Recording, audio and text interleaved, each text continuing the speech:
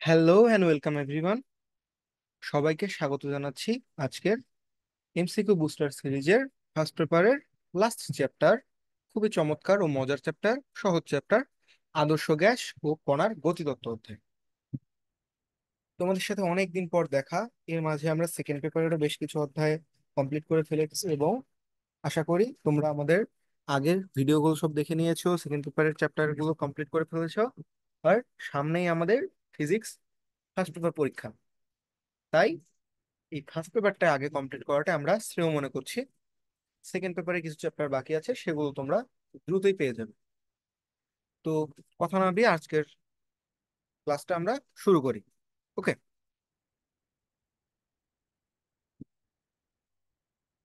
ওকে। আদর্শ গ্যাসের ক্ষেত্রে অথবা জাস্ট গ্যাসের ক্ষেত্রে তাপগতীয় স্থানাঙ্কগুলো কি কি? তো এটা অনেকেই নর্মালি এমন করে দেখে থাকো যে এই বরাবর আমরা প্রেসার এবং এই বরাবর ভলিউম বসে থাকি।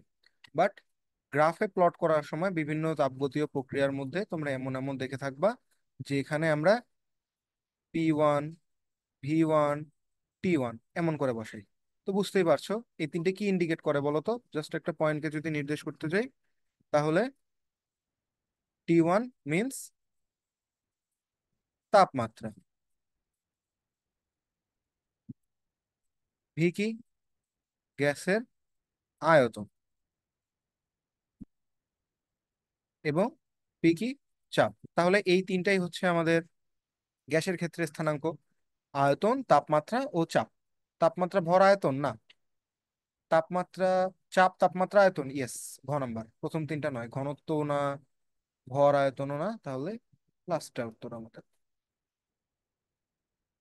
ওকে, তাহলে আমরা সামনে প্রসিড করি।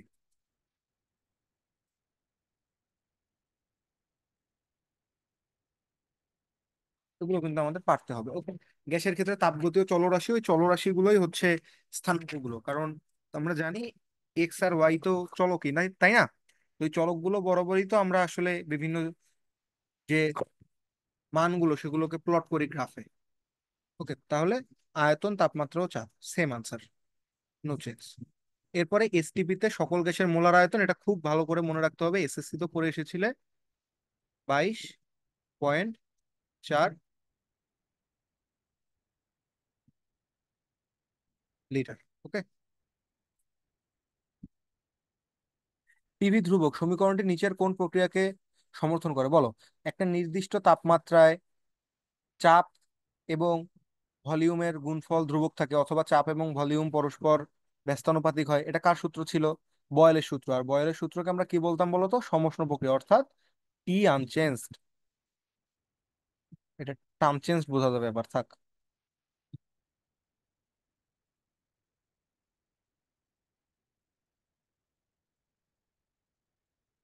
এটা কি? এটা বয়েলের সূত্র।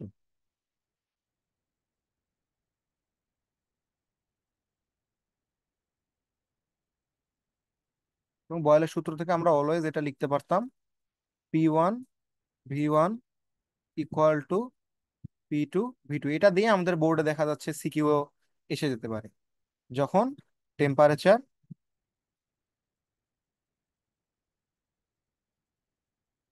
ফিক্স থাকে বা কনস্ট্যান্ট থাকে। এটাকে আমরা বলি হচ্ছে, টেম্পারেচার ফিক্স থাকাকে কি বলি? সমষ্ণ প্রক্রিয়া।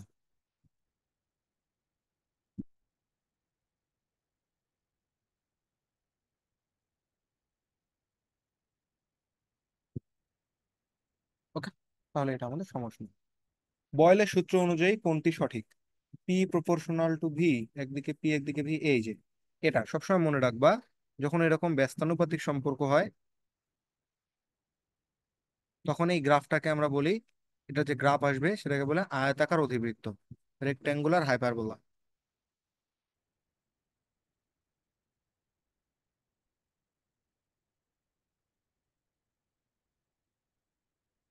অধিবৃত্ত, এখানে অনেকগুলো সম্পর্ক আসতে পারে, দেখো কিছু কিছু গ্রাফ বলে রাখি। যেমন একদিকে পিভি নিয়ে আরেকদিকে ভি নিব, একদিকে পিভি নিয়ে আরেকদিকে পি নিব, তাহলে পিভিটা কিন্তু অলওয়েজই কনস্ট্যান্ট হবে, এরকম। পিভিটা কনস্ট্যান্ট। ওকে, পি বাড়তে পারে, ভি বাড়তে পারে, বাট পিভি কনস্ট্যান্ট থাকে। তারপর আবার যদি বলি একদিকে ভি আর একদিকে 1/p নিব, অথবা উল্টোটা, একদিকে 1/v আর একদিকে পি নিব, দুটোর ক্ষেত্রে এই বিবরণ পাবো মূলবিন্দুগামী সরলরেখা। ঠিক আছে, এবং এটা 45 ডিগ্রি অ্যাঙ্গেলে থাকবে এমন করে। Okay? আর এখানে তো এটা দেখতেই পাচ্ছ, এই যে এটার যে প্রকৃত গ্রাফ, এটাই হচ্ছে একদিকে প্রেসার, অন্য একদিকে প্রেসার আর একদিকে ভলিউম রাখলে এইভাবে, এটা কখনোই এক্স বা ওয়াই অক্ষকে টাচ করে না, বাট দুটোরই এক এক সময় গিয়ে সমান্তরাল হয়ে যায়, এই যে টাচ কখনোই করবে না, বাট এরকম, এটা আসলে গ্রাফটা খারাপ দেখা যাচ্ছে, এই যে এরকম, বাবা, এই যে কার্ভ হয়ে যায়। ওকে, এটা হচ্ছে গ নাম্বারটা। এরপরে আসি স্থির তাপমাত্রায়। স্থির তাপমাত্রা মানে বুঝতেই পারতেছো, এটা হচ্ছে বয়েলের সূত্র। বয়েলের সূত্রের পিভি এর গ্রাফ এই যে দেখো, একটু একটু আগে শিখে আসলাম এটা। তারপরে স্থির তাপমাত্রায় পি বনাম পিভি আবারও শিখে আসছি, পিভি কনস্ট্যান্ট থাকে, এই যে এই অক্ষ বরাবর পিভি আছে, এটা ফিক্স থাকে, এই জন্য এইদিকে চলতেছে। পি এর মান যতই বাড়ুক না কেন, পিভিটা অলওয়েজ কনস্ট্যান্ট। বয়েলের সূত্রের জন্য প্রযোজ্য পিভি, পিভি, এই যে ক নাম্বারটা, এগুলো মাত্রই পড়ে আসলাম আমরা। এগুলো ভুল করবা না, এগুলো ভুল করলে কিন্তু অপরাধ হয়ে যাবে, বুঝছো? অপরাধ করা যাবে না।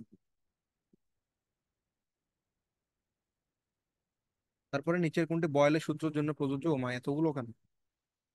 স্থির তাপমাত্রায় নির্দিষ্ট ভরের জন্য আবার কোন অবস্থায় অনুসময়ের মধ্যে আন্তঃআণবিক আকর্ষণ বল সর্বনিম্ন হয়? অবশ্যই বায়বীয়, এটা আমরা জানি, বায়বীয় আকর্ষণ বল,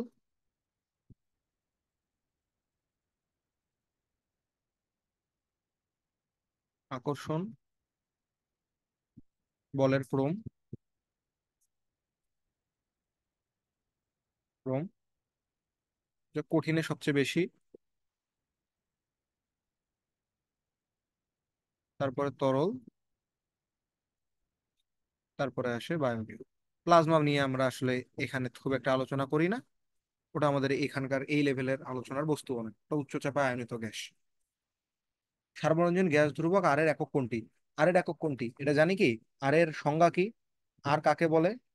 আর হচ্ছে 1 মোল গ্যাসের তাপমাত্রা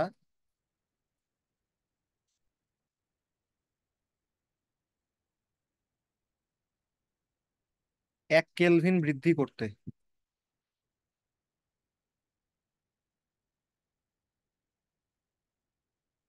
কৃত কাজ, কৃত কাজ, দ্যাট মিনস, এটা থেকে বুঝতেই পারতেছো, আসবে ইউনিট কি আসবে, অবভিয়াসলি জুল, এবং প্রতি কেলভিন বৃদ্ধির জন্য, এবং প্রতি মোলে, তাহলে জুল পার কেলভিন পার মোল, অথবা মোল পার কেলভিন, এটাই। তাহলে জুল পার মোল পার কেলভিন। এটা কিন্তু মানুষ ভুল করে, ভুল করা যাবে না। স্বাভাবিক তাপমাত্রা ও চাপে আর এর মান বের করা যায়। আর এর মানটা, আর এর মান দেখলা তো, পিভি ইকুয়াল টু এনআরটি, সূত্র সবাই জানি না? পিভি ইকুয়াল টু এনআরটি, তাহলে R equal to PV by RT, sorry, NT. তুমি এখন 1 মোল গ্যাস নিয়ে কাজ করো, এবং চাপ 1 atm এর মানটা বসাও, 101,325, এবং 1 অ্যাটমসফিয়ারিক প্রেসারে 1 মোল গ্যাসের আয়তন কত হয়? 22.4 লিটার, ঠিক আছে? 22.4 লিটারটাকে তুমি মিটার কিউবে বসাইতে হবে, 22.4 মিটার কিউবে, 10⁻³ ডিভাইডেড বাই এন এর মান 1 মোল নিলাম, আর টেম্পারেচার হচ্ছে এই জায়গায় 273 কেলভিন। তাহলে এই মানগুলো যদি সবগুলো বসিয়ে দাও, তাহলে কিন্তু তুমি, সরি আমার একটু ঠান্ডা লেগেছে,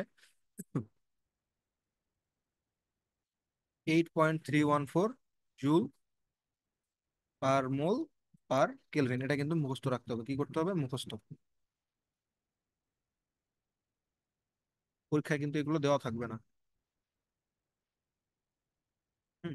আরেকটা আছে লিটার অ্যাটমসফিয়ার এককে, 0. 0.821 লিটার অ্যাটমসফিয়ার।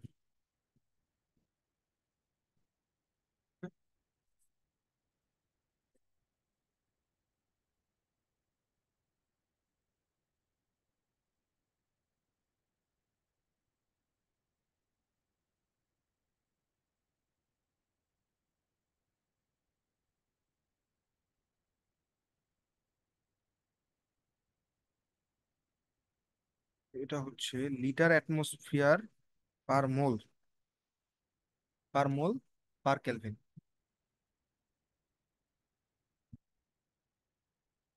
পার কেলভিন, এটা একটু মনে রাখবো, এটা আমাদের কেমিস্ট্রিতে খুব উপকারে আসে।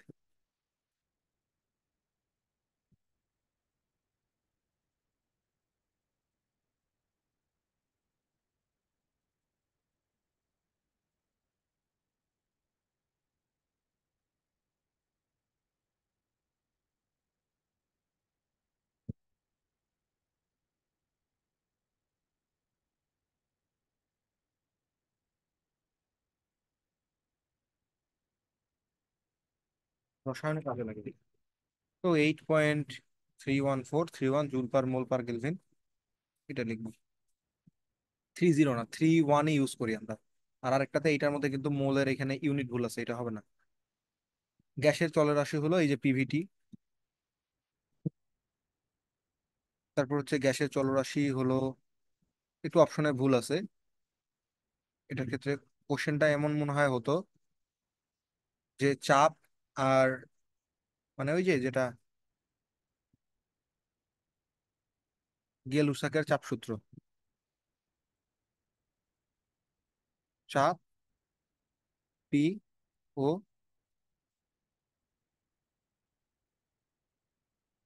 তাপমাত্রা টি এর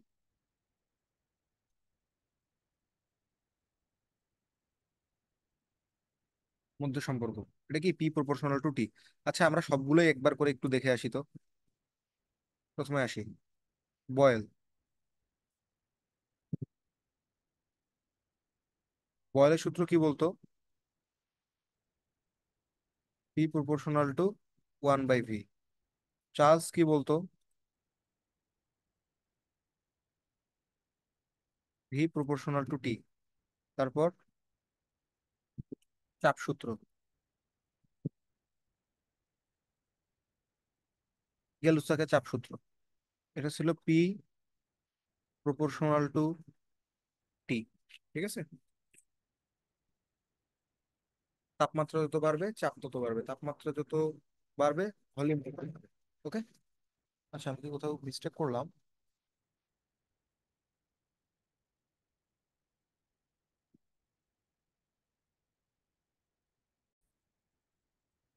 না, ঠিকই আছে। এবং এই যে এই দুটোকে কম্বাইন করে, বয়েল আর চার্লসকে কম্বাইন করে আমরা একটা সূত্র পড়ছিলাম, PV by T. PV by T, এটা হচ্ছে কনস্ট্যান্ট। এবং এটা দিয়ে অনেক অঙ্ক আমরা করে আসছি। এবং ফাইনালি এরপরে হচ্ছে আদর্শ গ্যাস সূত্র, যেটা আমাদের খুবই ব্যবহার করতে হবে।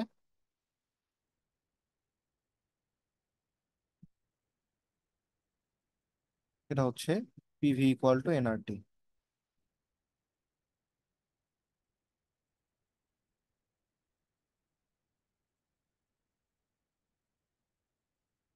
আমরা সবগুলোই এসআই ইউনিটে নেওয়ার চেষ্টা করব।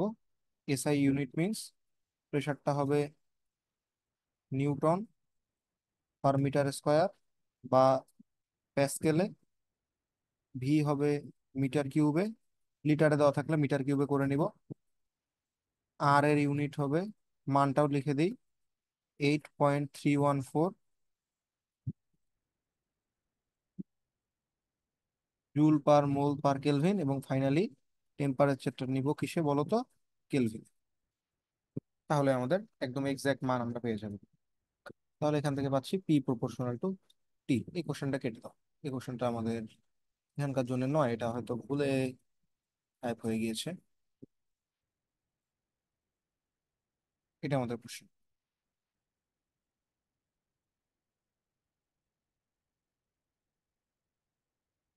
গ্যাসের চাপীয় সূত্র নিচের কোনটির মান স্থির থাকে?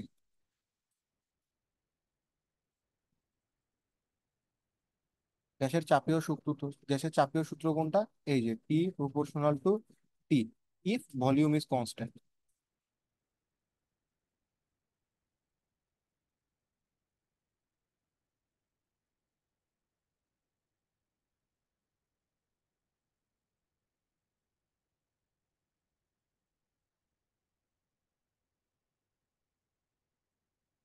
অর্থাৎ আয়তন।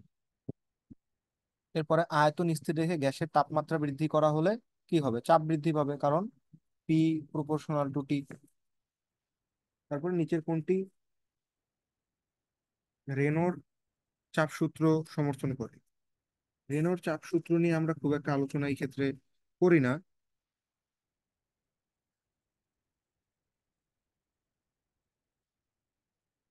তবুও বলা যায় আর কি।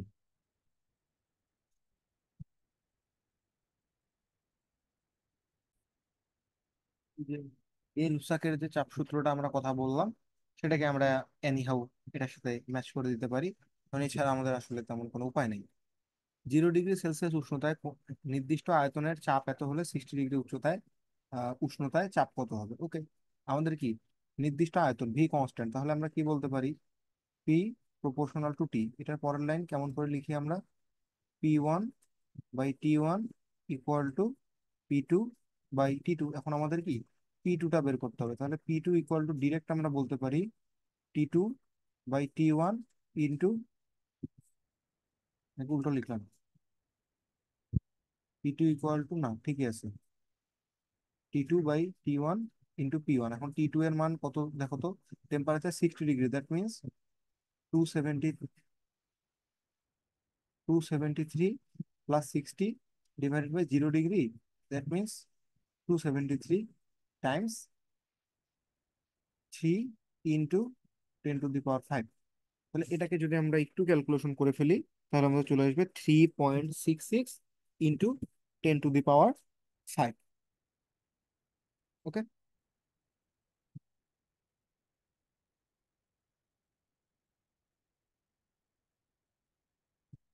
এটা আমরা ক্যালকুলেট আচ্ছা করে দিই।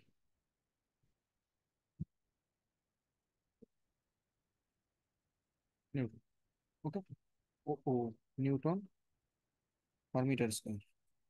একটি সিলিন্ডারে আবদ্ধ গ্যাসের তাপমাত্রা এত থেকে এত উন্নীত হলে চাপের কত শতাংশ বৃদ্ধি পাবে? ওকে, আমরা এখন একটু তাহলে ম্যাথমেটিক্সেও চলে যাই। আমরা কি জানি? P2/P1 equal to obviously T2/T1। ঠিক আছে, আমরা কি করলাম? তাপমাত্রাটা বৃদ্ধি করে দিলাম, তাহলে এটাকে ডান দিকে রাখি, ইকুয়াল টু P2/P1। এবার আমরা একটু যোজন করি, না বিয়োজন করলেও হয়, বিয়োজন করি। P2 - T1/T1 equal to P2 - P1/P1। এখন এটাকেই তো আমরা বলতে পারি যে চেঞ্জ অফ টেম্পারেচার, ঠিক না?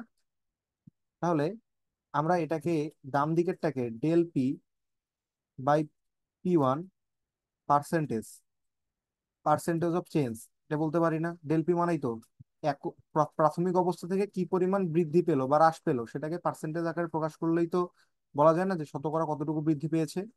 তাহলে এখানে ইকুয়াল টু কি বলা হচ্ছে? T2 - T1/T1। এখন T2 কত? 100 ডিগ্রি সেলসিয়াস, আর এটা হচ্ছে 30 ডিগ্রি। এখন তুমি এই জিনিসটা প্রতিটা তাপমাত্রা কেলভিনে নিয়েও করতে পারতা, সেম উত্তর আসতো। ঠিক আছে, কারণ বিয়োগফলটা কেলভিনও যা সেলসিয়াসও তা, আর প্রাথমিক তাপমাত্রা ছিল 30 ডিগ্রি সেলসিয়াস, তাই না? তাহলে 30 ডিগ্রি সেলসিয়াস মানে এটা হচ্ছে 273 + 30, এটাকে আমরা 100% করে নেব। ওকে, তাহলে আমরা একটু অস্ত্র ধরি। সায়েন্সের স্টুডেন্টের অস্ত্র কি সেটা আমরা সবাই জানি, ক্যালকুলেটর। ক্যালকুলেটর ধরতে হবে, তাহলে উপরে আসে কত? 70 × 100 ডিভাইডেড বাই +30, এটা আসে 23.10।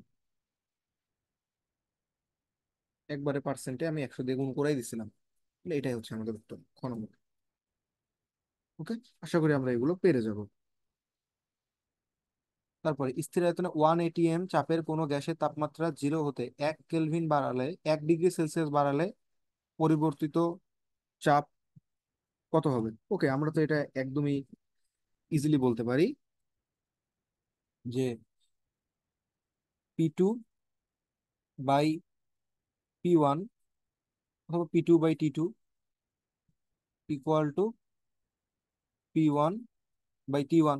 এখন আমাদের কি পরিবর্তিত চাপটাই কত হবে এটাই বের করতে বলছে। P2 ইকুয়াল টু কত হবে তাহলে? T2/T1 into P1। এখন T2 কত হচ্ছে? 0 ডিগ্রি সেলসিয়াস থেকে 1 ডিগ্রি বাড়াইছো, দ্যাট মিনস একই বাড়বে।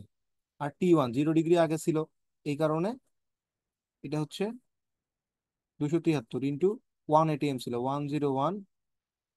ও আচ্ছা, এটিএম এ চাইছে তো, তাহলে 1 atm এই থাক। তাহলে 1/273। ও আচ্ছা, চেঞ্জ তো নেই, একটু মিস্টেক হয়ে গেছে, T2টা হবে 274। সরি,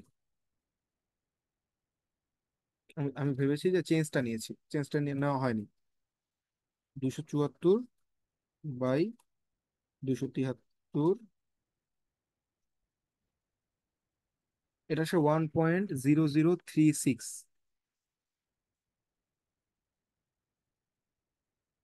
0.03663। এটিএম এত দূর নেওয়ার দরকার নেই, এখানে অপশনে পেয়ে গেছি। পরিবর্তিত চাপটা কত হবে, চাপটা কত বৃদ্ধি পাবে সেটা বললে কিন্তু আবার বিয়োগ করে ক উত্তর হইতো, ওটা জিজ্ঞেস করেই নেই। স্থির আয়তনে 0 ডিগ্রি সেলসিয়াস তাপমাত্রা কোনো চাপ দ্বিগুণ করলে এর চূড়ান্ত তাপমাত্রা কত? ওকে, চাপটা দ্বিগুণ করে দেই। আমরা কি বলতে পারি? P2/P1 equal to P2/T1। ওকে, এটা চাপটা দ্বিগুণ করা হলো, দ্যাট মিনস এদিকে আসবে 2, তাহলে 2T1 ইকুয়াল টু হবে T2, ঠিক না? তাহলে T2 ইকুয়াল টু কত হবে? 0 ইন্টু 2, তার মানে 0। অবভিয়াসলি এমন না, এখান থেকে আসবে কত? 0 ডিগ্রি সেলসিয়াস মানে হচ্ছে 273 ডিগ্রি সেলসিয়াস ইন্টু 2 আসবে। ঠিক আছে, এটা পাবো কিসে? কেলভিন। এবার তুমি যদি এখান থেকে সেলসিয়াসে যেতে চাও, তাহলে 273 গুণন 2, এখান থেকে চূড়ান্ত তাপমাত্রা বের করতে হবে, চাপ দ্বিগুণ করলে মাইনাস করতে হবে 273, that means ultimately 273 degree Celsius আসবে। ওকে, তাহলে খ উত্তর। এটা কিন্তু হবে না, এটা মনে রাখতে হবে।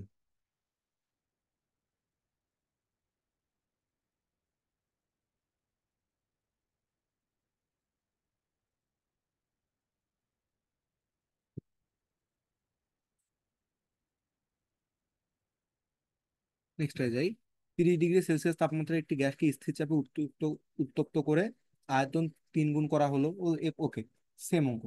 V2/V1 ইকুয়াল টু T2/T1, চূড়ান্ত তাপমাত্রা এখানে বলছে 3 গুণ করা হলো, 3 গুণ means 3 Times T1 equal two T2। 30 degree Celsius বলেই দিছে, তো এখান থেকে T2 ইকুয়াল টু কত হবে? 3 ইন্টু 30 মানে 30 প্লাস 273, এটা আসবে কেলভিনে। এখন আমরা যদি সেলসিয়াসে যেতে চাই, তাহলে 3 ইন্টু, এখান থেকে আসবে হচ্ছে 303, 303 মাইনাস 273, এইটা আসবে ডিগ্রি সেলসিয়াসে। ওকে, তো এটা যদি আমরা ক্যালকুলেশন করি তাহলে উত্তর একেবারে পেয়ে যাব 636 ডিগ্রি সেলসিয়াস। ঠিক আছে, ক্যালকুলেশনটা নিজেরা করে নেব। 30 ডিগ্রি সেলসিয়াস তাপমাত্রা গ্যাসকে স্থির চাপে উত্তপ্ত করা, আয়তন 3 গুণ করা হলো, ওই যে একটু আগেই যে করে আসলাম ওইটাই, প্লাস 636। পিভি ইকুয়াল টু কে কোন সূত্র? আহারে, কি কোশ্চেন, বয়েলের সূত্র। পিভি ইকুয়াল টু ধ্রুবক নিচের কোন প্রক্রিয়াকে সমর্থন করে? সমষ্ণ, টেম্পারেচার ফিক্স যেহেতু। পিভি কোন গ্যাসের ক্ষেত্রে কি নির্দেশ করে? কৃতকাজ, এটা মনে রাখবো যে পিভি এটা কৃতকাজ নির্দেশ করে। অনেক সময় দেখবো পি ডেল ভি বা পিডিভি এরকম কিছু, পি ডেল ভি এরকম কিছু।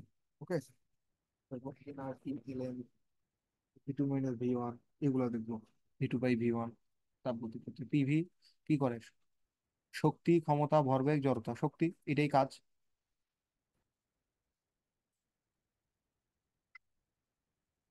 আচ্ছা, তারপরে T1, T2, T3 হলে বয়েলের সূত্র অনুসারে নিচের কোনটি সঠিক? তো আগে দেখে নেই, পিভি আর পি, ঘ নাম্বারটা দিয়ে একটা একটা করে ট্রাই করতে হবে কিন্তু, হ্যাঁ। টেম্পারেচার যেখানে কম, এই যে দেখো পিভি ইকুয়াল টু কি, পিভি ইকুয়াল টু হয় N R T, that means যেখানে টেম্পারেচার কম সেখানে পিভিটাও পিভিটাও অবভিয়াসলি কমই থাকবে। তাহলে যেহেতু টেম্পারেচার ওয়ানটা বড়, তার মানে অবশ্যই এটা সঠিক না, এটা যদি উপরে থাকতো তাহলে সঠিক হতো, তার মানে এই যে ঘ সঠিক হচ্ছে না। এবার ভি আর ওয়ান বাই পি এদের মধ্যে সম্পর্ক কেমন? সমানুপাতিক, ঠিক না? আর ভি আর টি এর মধ্যে সম্পর্ক কেমন? ভি আর টি এর মধ্যে সম্পর্ক কিন্তু সমানুপাতিক, ওকে। তাহলে এইটার ক্ষেত্রে যদি আমরা একটা ভি কে পি কে কনস্ট্যান্ট করে দিই, যে ওয়ান বাই পি কে কনস্ট্যান্ট করে দিচ্ছি, আমরা উপরের গ্রাফটা দেখি, গ নম্বরটা দেখো, এই যে গ নম্বরটা, এই যে মনে করো ওয়ান বাই পি কে ফিক্স করে দিচ্ছ, ওয়ান বাই পি কে ফিক্স করে দিলে যেখানে টেম্পারেচার বেশি সেখানে ভলিউম বেশি, T3 বড় আসতেছে, এই সূত্র অনুসারে কি, এই সূত্র অনুসারে T3 greater than T2 greater than T1। এটা কি মিলতেছে না? দ্বিতীয়টা তো, তার মানে এটা উত্তর না। দ্বিতীয়টাতে এইটাতেও হচ্ছিল T3 greater than T2 greater than T1। এবার এইটার ক্ষেত্রে দেখি, পিভি কি কনস্ট্যান্ট, আমরা পি কে কনস্ট্যান্ট করে দিলাম। পি কে যদি কনস্ট্যান্ট করে দিই তাহলে যেখানে ভি বেশি, যেখানে ভি বেশি সেখানে টেম্পারেচার বেশি, তার মানে এটা এটা ফলো করতেছে, ঠিক আছে। এই যে এখানে, না, এখানে তো T3 greater than T2 greater than T1 হচ্ছে, হচ্ছেই না, তিনটা একটা, তাহলে আলটিমেটলি ক নম্বরটাই আনসার হবে, ওকে। তার মানে এটাও হয় না। আর ক নম্বরটা বুঝবো কিভাবে? এই যে ওয়ান বাই পি কে ফিক্স করে দাও, ওয়ান বাই পি কে ফিক্স করে দিলে যেখানে T1, যেখানে ভি বড় সেখানে T1 বড়, এখানে ভি ছোট, এখানে T2 তো আরেকটু ছোট, এখানে T3 ছোট, আরেকটু ছোট, ঠিক আছে। তাহলে এখান থেকে ফাইনালি দেখতে পাচ্ছি যে ক নম্বরটাই সঠিক উত্তর। কিভাবে বুঝলাম বলো তো? এই যে যে কোনো একটাকে ফিক্স করে দেই, আমরা ফিক্স করে দিয়ে এই যে এখানে চেক করতেছি, এই বরাবর ভিটা বড়, T1 বরাবর ভি বড়, বুঝতে পারতেছি, তার মানে অবশ্যই টেম্পারেচারটা এখানে বড়, তাহলে এই একটা গ্রাফের ক্ষেত্রেই T1 greater than T2 greater than T3, এগুলো ভুল।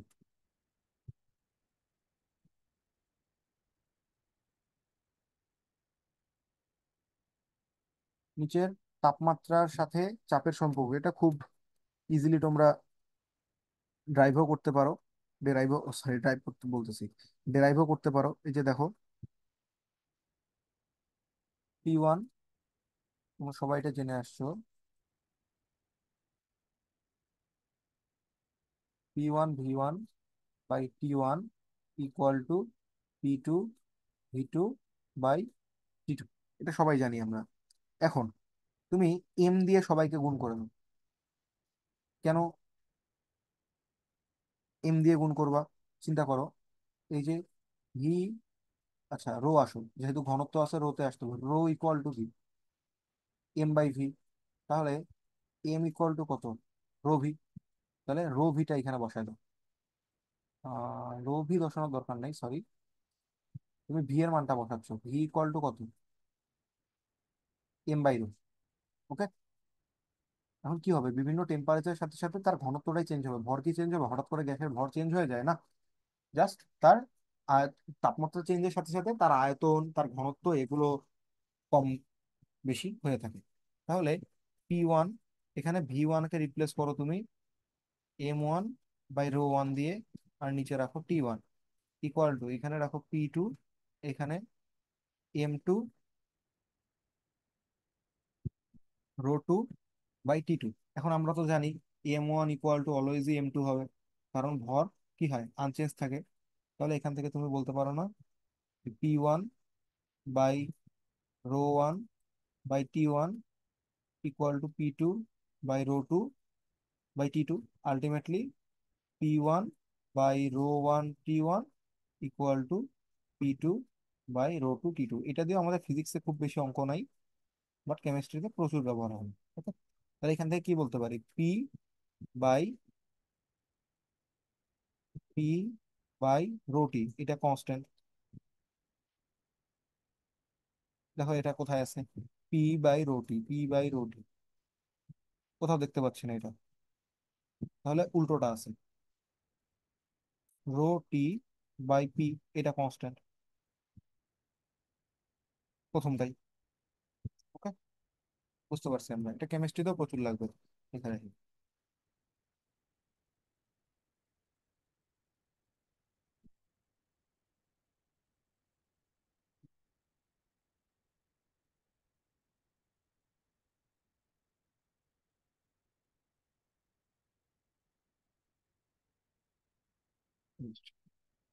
স্থির তাপমাত্রায় গ্যাসের জন্য কোনটি সঠিক, পি আর রো? খেয়াল করে দেখো তো সম্পর্কটা তুমি কি পেয়েছো, rho T by P equal to constant, তাই না? তার মানে পি আর রো কি পরস্পর সমানুপাতিক হবে। ওকে, বুঝতে পারছো? আদর্শ গ্যাসের জন্য নিচের কোনটি সঠিক, পিভি আর টি? হ্যাঁ, পিভি কনস্ট্যান্ট থাকে, পিভি আর টি হচ্ছে পরস্পর সমানুপাতিক।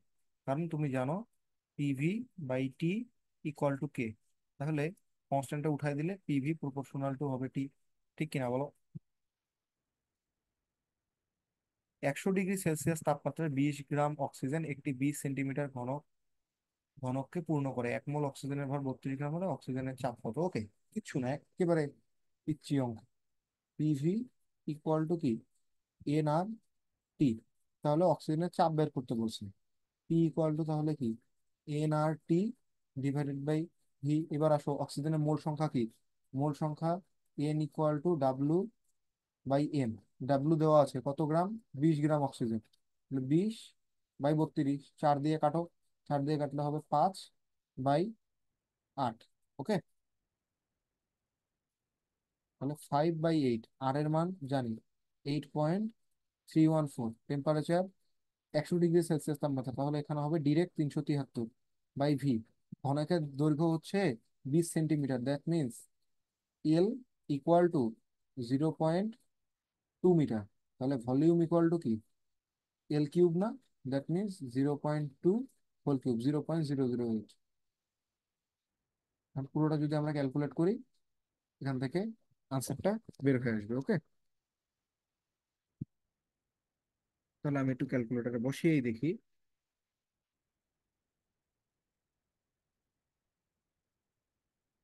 ইন্টু 8.314 ইন্টু 373 বাই 0.008, এটা আসে 242.275 ইন্টু 10⁻³ প্যাসকেল।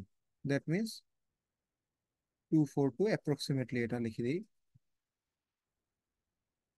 অ্যাপ্রক্সিমেটলি এটা 242 কিলো প্যাসকেল। উত্তর। 37 ডিগ্রি সেলসিয়াস তাপমাত্রায় 1.5 ATM চাপে 20 গ্রাম অক্সিজেনের আয়তন কত? আবারও V equal to N R T by P. এবার এন এর মান কত, 20 গ্রাম অক্সিজেন, 20/32, আর এর মান 8.314, টি এর মান 37 ডিগ্রি সেলসিয়াস বলছে, তার মানে এটা আসবে 310। কেন, 273 প্লাস 37, 310 ডিভাইডেড বাই পি এর মান দেওয়া আছে 1.5 ATM, 1.5 ইন্টু 101,325, ইউনিটটা কিসে আসবে, মিটার কিউবে, সামথিং মিটার কিউব। ওটা এটা ক্যালকুলেশন করে নিও তোমরা। 1 ATM চাপে 37 গ্রাম তাপমাত্রায় 32 গ্রাম অক্সিজেনের আয়তন কত? এখানে একটু ভুল আসছে, এখানে এটা হবে না, 8.314 জাস্ট। ওকে, তাহলে লেখো V equal to N R T by P, সবই তো ঠিক আছে। ঠিক আছে, তাহলে এন এর মান কত, ওয়ান। ওয়ান হবে না, কারণ 32 গ্রাম অক্সিজেন মানে 32/32 ইন্টু আর 8.314 ইন্টু টেম্পারেচার 37 ডিগ্রি, 310, প্রেশার দেওয়া আছে 1 ATM, তার মানে 101,325। ক্যালকুলেশন করে নিবা, ইউনিটটা আসবে মিটার কিউবে। ওকে, এটা একটা সুন্দর প্রবলেম। চিত্রে বাল্ব এক্স, চিত্রে বাল্ব এক্স এর আয়তন বাল্ব ওয়াই এর দ্বিগুণ। That means V X by V Y equal to two. Okay, ব্যবস্থাটিকে একটি আদর্শ গ্যাস নিয়ে এমন ভাবে পূর্ণ করা হলো যেন উভয় বাল্বে চাপ সমান থাকে। এক্স বাল্বে এক্স মোল গ্যাস আছে, আর ওয়াই বাল্ব, তাহলে ওয়াই বাল্বে মোল সংখ্যা কত? ওকে, তাহলে তুমি দুইবার আসো খুব ইজিলি, খুব ইজিলি এই চাপে একবার পিভি ইকুয়াল টু এনআরটি, আর সরি এই বাল্বে একবার পিভি ইকুয়াল টু এনআরটি, ওই বাল্বে একবার পিভি ইকুয়াল টু এনআরটি। এই ইনফরমেশনটা আমি একটু উপরে লিখে দিই।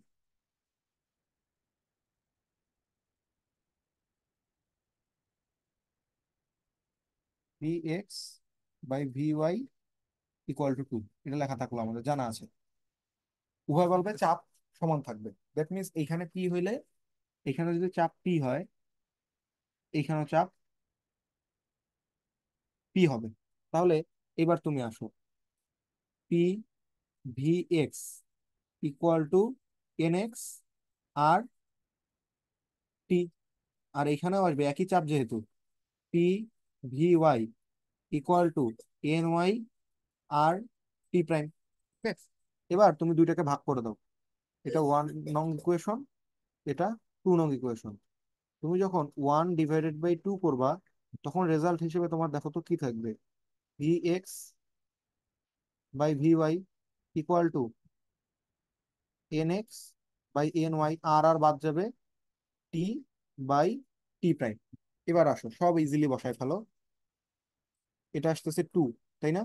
এটা আসতেছে N X by N Y, N X এর মান কত? এক্স বাল্বের মূল সংখ্যা, এক্স দেওয়াই আছে এটা। তাহলে এখান থেকে আসতেছে এন ওয়াই, আর এখানে দেওয়া আছে 200/400, 200/400। তাহলে এন ওয়াই ইকুয়াল টু, একটু ইজিলি ক্যালকুলেট করলেই পাওয়া যায়, x/4 আসে। তাহলে এটাই আনসার, x/4। ওকে।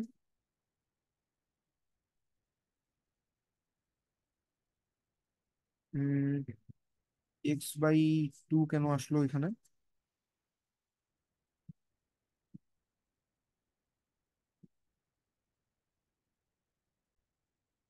আনসারে কোনো কনসেপচুয়াল ইরর থাকতে পারে, আমাদের ক্যালকুলেশনতে x/4 আসলো, আমরা এটাকে আনসার হিসেবে নিচ্ছি। Okay, কোনো কিসের তলদেশে, কোনো হ্রদের এটা আবার এদের কেমনে হয়ে গেল? আচ্ছা যাই হোক, আমি একটু ঠিক করে দিই।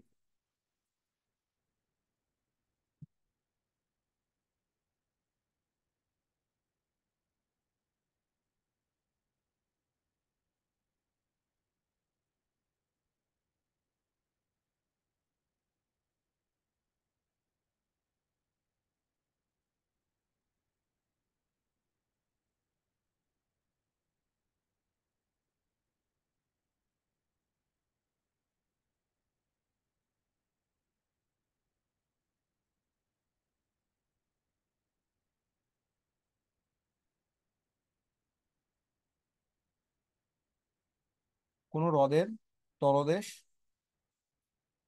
থেকে পানির উপর তোলা আসা একটি বুদবুদের ব্যাস 3 গুণ হয়, হ্রদের পানি সর্বোচ্চ তাপমাত্রা ঘনত্ব সমান হলে হ্রদের গভীরতা কত? বালচে এটা খুব ইন্টারেস্টিং একটা প্রবলেম। আমরা এই প্রবলেমে ইউজ করব কি, বয়েলের সূত্র। টেম্পারেচার যেহেতু সমান আছে, এবং এখান থেকে একটা শর্টকাটও তোমাদের আমি বের করে দিব, এটা তোমরা ইজিলি ইউজ করতে পারবে এই টাইপের মেথড। দেখো, P1, আমি এখানে এরকম একটা জলাধার এঁকে নিচ্ছি। অবভিয়াসলি কি হবে, এখানে আয়তনটা অনেক ছোট থাকবে, তাই না?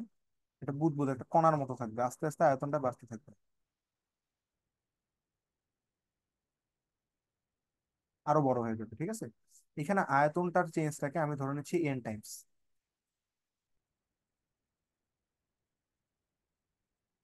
দরকার নেই এত কম, এটাকে বলে নিলাম আমি V,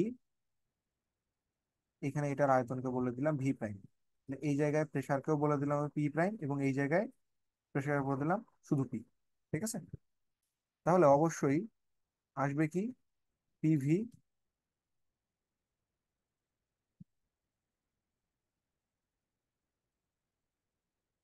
equal to P prime V prime. ঠিক আছে, এই যে উচ্চতাটা, এই উচ্চতাটাকে আমি বলে দিচ্ছি এইচ। এইচ।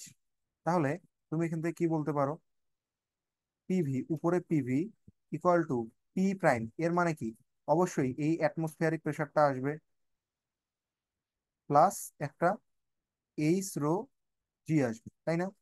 এবার ভি প্রাইম বলে দিলাম।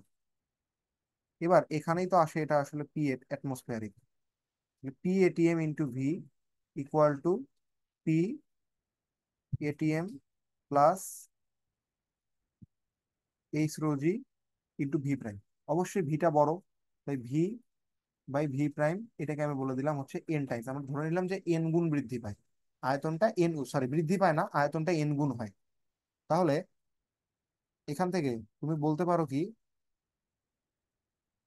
V by V prime equal to P ATM plus H rho G by P ATM. ঠিক কিনা বলো তো?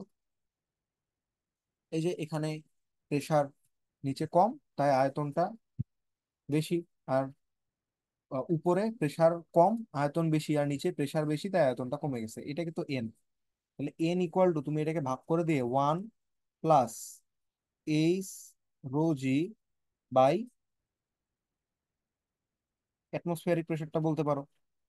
এবার তাহলে এখানে কি লেখা যায়, N minus one equal to H rho G by P ATM. এখান থেকে খুব সুন্দর একটা ফর্মুলা এসে দাঁড়াচ্ছে আমাদের,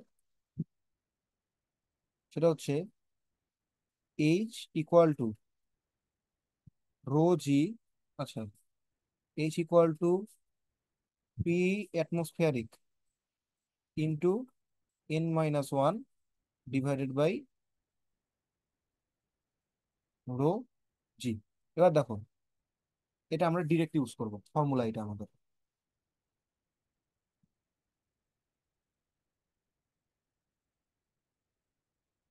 এটা আমরা ডিরেক্ট ইউজ করবো। এখন জাস্ট জানার বিষয় হচ্ছে এই যে ভি প্রাইম বাই ভিটা কত হবে। তাহলে আমরা কি জানি, ভি প্রপোর্শনাল টু হয় কি, আর কিউব, রেডিয়াসের উপর কিউব। তাহলে এই যে ভি বাই ভি প্রাইম এটা কি হবে, R cube by R prime cube. এবার এটা কিন্তু বের করে নিতে হবে তোমাকে, ঠিক না? তাহলে আর কিউবটা কি বলছে, ব্যাস তিন গুণ হয়, আর ব্যাস তিন গুণ হওয়া মানে ব্যাসার্ধ তিন গুণ হওয়া, তাহলে থ্রি কিউব, ঠিক না? দ্যাট মিনস এটা হচ্ছে 27। তাহলে এখানে বসাও, পি ওয়ান এটিএম দেওয়া আছে 10⁵ ইন্টু 27 - 1 বাই রো, পানির ঘনত্ব 1000 ইন্টু 9.8। এটাকে ক্যালকুলেশন করলে আসবে হচ্ছে 265.3।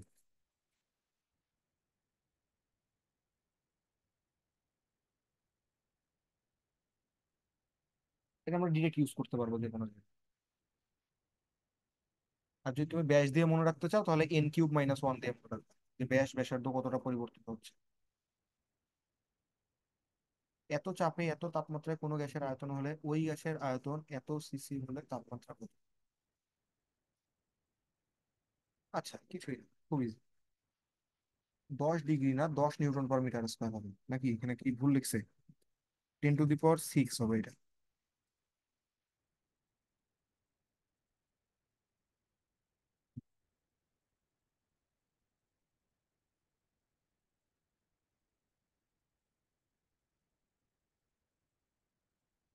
আসি এবার, P1 V1/T1 equal to P2 V2/T2। তো ডিরেক্ট আমাদের টেম্পারেচার জিজ্ঞেস করছে, তাহলে T2 ইকুয়াল টু হচ্ছে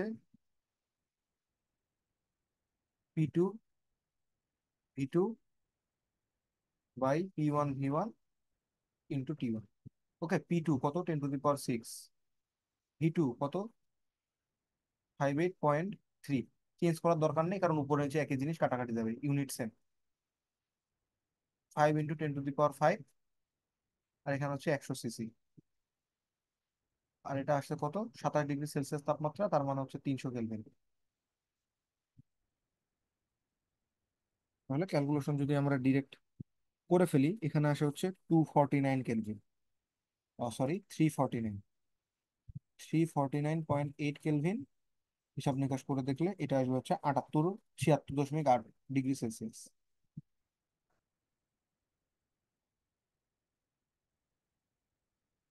নিচের কোনটি দৈর্ঘ্যের এসআই ইউনিট? আয় হায়, মাফ করুক, মাফ করুক, মাফ করুক। কি কোশ্চেন এটা? পরম শূন্য তাপমাত্রা করতে, আয় হায়, আয় হায়, এগুলা কি কোশ্চেন? আমি তো মরেই যাবো এগুলা দেখে।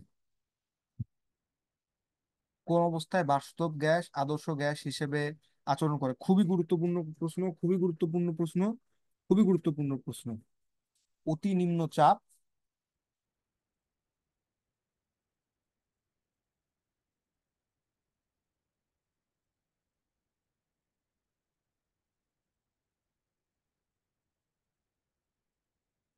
অতি নিম্ন চাপ আর অতি উচ্চ তাপমাত্রা।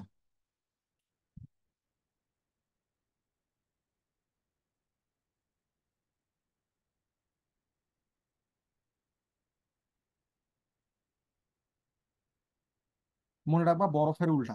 বরফ কি? অতি নিম্ন তাপমাত্রা আর অতি উচ্চ চাপ, ঠিক না? বরফ গলে পানি হয়। অতি নিম্ন তাপমাত্রা কেন? 0 ডিগ্রি সেলসিয়াস তাপমাত্রায় পানি তো গলে, বরফ তো গলে পানি হয়, তাই না? আর চাপ দিতে হয় বেশি যদি করতে চাই অন্য কোনো টেম্পারেচারে। এখানে হবে উল্টাটা, চাপ দিতে হবে কম আর তাপমাত্রা আবার দিতে হবে বেশি। এগুলা কেমিস্ট্রিতে আরো বিশদ আকার তোমরা জানছো। ওকে, নিম্ন চাপ আর উচ্চ তাপমাত্রা। ক নম্বরটা? নিম্নলিখিত এই যে অতি নিম্ন চাপ, অতি উচ্চ তাপমাত্রা, অতি নিম্ন চাপ, অতি উচ্চ তাপমাত্রা। বাস্তব গ্যাস বয়েলের সূত্র মেনে চলে কোথায়? যখন আদর্শ আচরণ করে। আদর্শ আচরণ কখন করে? যখন সে অতি উচ্চ তাপমাত্রা আর অতি নিম্ন চাপ এই অবস্থায় থাকে। ঠিক আছে।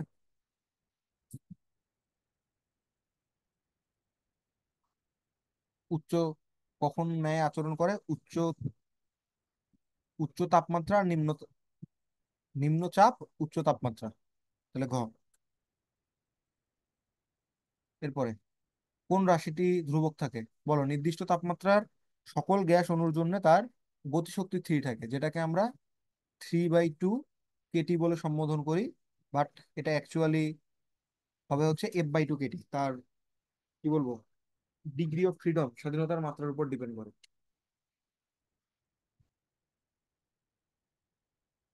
গ্যাসের গতিতত্ত্বের সাহায্যে গ্যাসের সূত্রাবলী প্রথম ব্যাখ্যা করেন কে? খুবই ইম্পর্টেন্ট কোশ্চেন, প্রতি বছর মানুষ ভুল করতেই থাকে, করতে থাকে, করতে থাকে। এটা বইয়ের ব্যাখ্যায় পেয়ে যাবে, বার্নৌলি।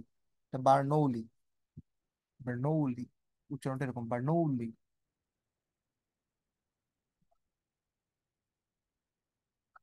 গ্যাসের গতিতত্ত্ব অনুসারে অণুগুলোর সংঘর্ষ অস্থিতিস্থাপক না স্থিতিস্থাপক? অণুগুলোর স্থিতিশক্তি নেই। অণুগুলোর স্থিতিশক্তি আছে নাকি নেই? অণুগুলোর স্থিতিশক্তি নেই ধরি আমরা। নেই, অণুগুলোর গতিশক্তি নেই। আয় হায়, কেমনে হবে? ভরবেগ নেই, আয় হায়, গতিশক্তি আছে, তার ভরবেগ আবার না থাকে? আছে অবশ্যই।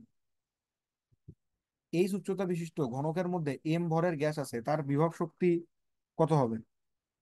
হুম, এটা কোনো কথা? গ্যাসের বিভব শক্তি তো আমরা শূন্যই ধরে নিলাম।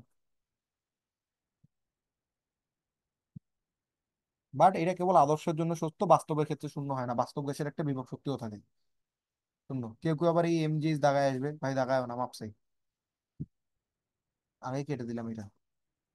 পাপ করিও না, এই পাপ করা যাবে না। এই পাপ করলে একেবারে ফিজিক্সের গোষ্ঠী উদ্ধার হয়ে যাবে। গ্যাস অণুর মূল গড় বর্গবেগ পরম তাপমাত্রার কি বর্গমূলের সমানুপাতিক। ওকে, কারণ তোমরা জানো সি, এই যে এটাই হচ্ছে সি বা C RMS, root mean square velocity. Okay, এটা কি হয়? 3 PV/m। অবশ্যই এমটাই কেজিতে বসাইতে হবে, ম্যাক্সিমাম মানুষ এটা ভুল করে। ইকুয়াল টু 3 RT/m, রুটটা সম্পূর্ণটার উপরে 3 RT/m। দ্যাট মিনস এটা, আর 3 P/ρ এটাও আছে, লিখে দিই এখানে। 3 P/ρ এখান থেকে বোঝাই যাচ্ছে। আচ্ছা দাঁড়াও, এখানে বলে রাখি যে এম হবে কেজি এককে।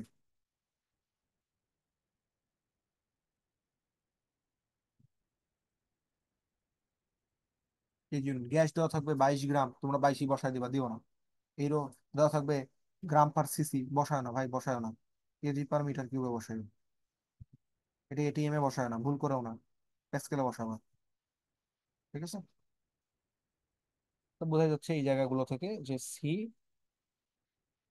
আর M S proportional to root over T. এখন যদি জিজ্ঞেস করতো যে গ্যাসের অণুগুলোর মূল গড় বর্গবেগ, মূল না বলে অণুগুলোর গড় বর্গবেগ কার সমানুপাতিক, পরম তাপমাত্রার সাথে কেমন, তখন বল বর্গমূলের না, তখন জাস্ট সমানুপাতিক হবে, যদি মূলটা না বলতো, রুটটা না থাকতো। ওকে? কিন্তু এখন আপাতত হচ্ছে বর্গমূলের সমানুপাতিক। অথবা এরকম করে বলতো মূল গড় বর্গবেগের বর্গ, তখন কিন্তু আবার সমানুপাতিক হইতো, মূল গড় বর্গবেগ পরম তাপমাত্রা বর্গমূলের সমানুপাতিক।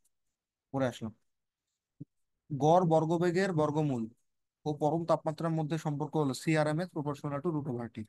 জানি আমরা বর্গ মূল গড় বর্গবেগ আর পরম তাপমাত্রার মধ্যে সম্পর্ক এই যে CRMS equal to root over T, এগুলো সবগুলোই আমাদের জানা।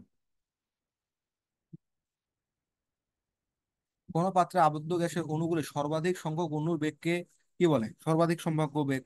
এগুলো তোমরা রিডিং করলেই পেয়ে যাবে।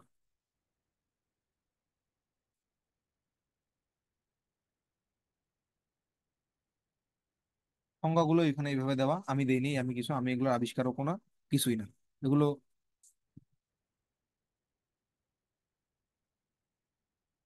এমন করে দেয়া হচ্ছে এভারেজ ভেলোসিটি, এটা হচ্ছে C1 C2 এভাবে যোগ করে তার সংখ্যা দিয়ে ভাগ দেয়। তিনটি গ্যাসের অণুর বেগ যথাক্রমে এত, এদের মূল গড় বর্গবেগ কত। মূল গড় প্রথমে করতে হবে কি, গড় বর্গবেগ করব, অর্থাৎ প্রথমে একটা বর্গ করতে হবে, 10 square plus 15 square plus 20 square, এগুলোর গড় করতে হবে, গড় কত হবে 3। এবার কি করতে হবে, এইটাই হলো গড় বর্গবেগের বর্গমূল, 100 প্লাস 225 প্লাস 400/3, তারপর রুট ওভার করে দিব। হিসাব নিকাশে কি আসবে, 15.546, 15.54। ওকে? তাপমাত্রা কত গুণ হলে অক্সিজেন গ্যাসের বেগ দ্বিগুণ হবে, এখানে মনে রাখতে হবে C proportional to root over T. ঠিক আছে? তাপমাত্রা কত গুণ হলে তাহলে বেগ দ্বিগুণ হবে, তুমি বুঝতেই পারতেছো, C1/C2, অথবা উল্টোটা লিখি,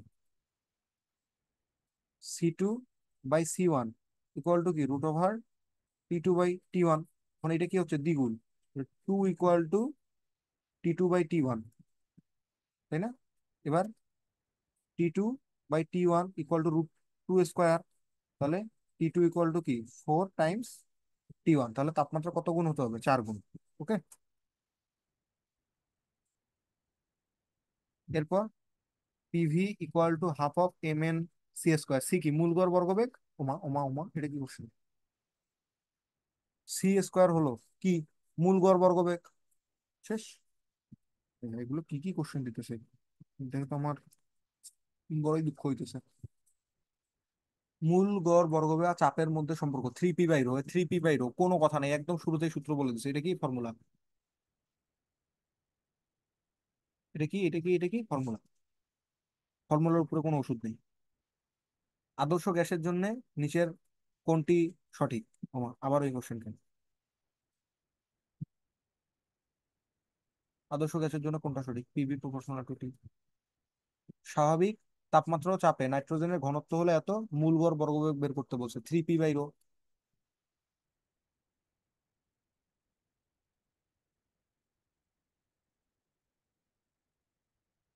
3 × 10⁻⁵25/ρ, কেজি পার মিটার কিউবে আছে, তাহলে 1.25, রুট দিয়ে দিব, যা আসবে তাই। 493.07। এটা একটু মনে রাখার চেষ্টা করবো আমরা, অক্সিজেন নাইট্রোজেন এগুলোর কত কত করে হয়, অ্যাপ্রক্সিমেট মানটা মনে রাখলেই হবে। এনটিপিতে হাইড্রোজেনের ঘনত্ব এত হলো অণুগুলোর বর্গবেগ, এই যে কিছু না, কিছু না, 3p/ρ।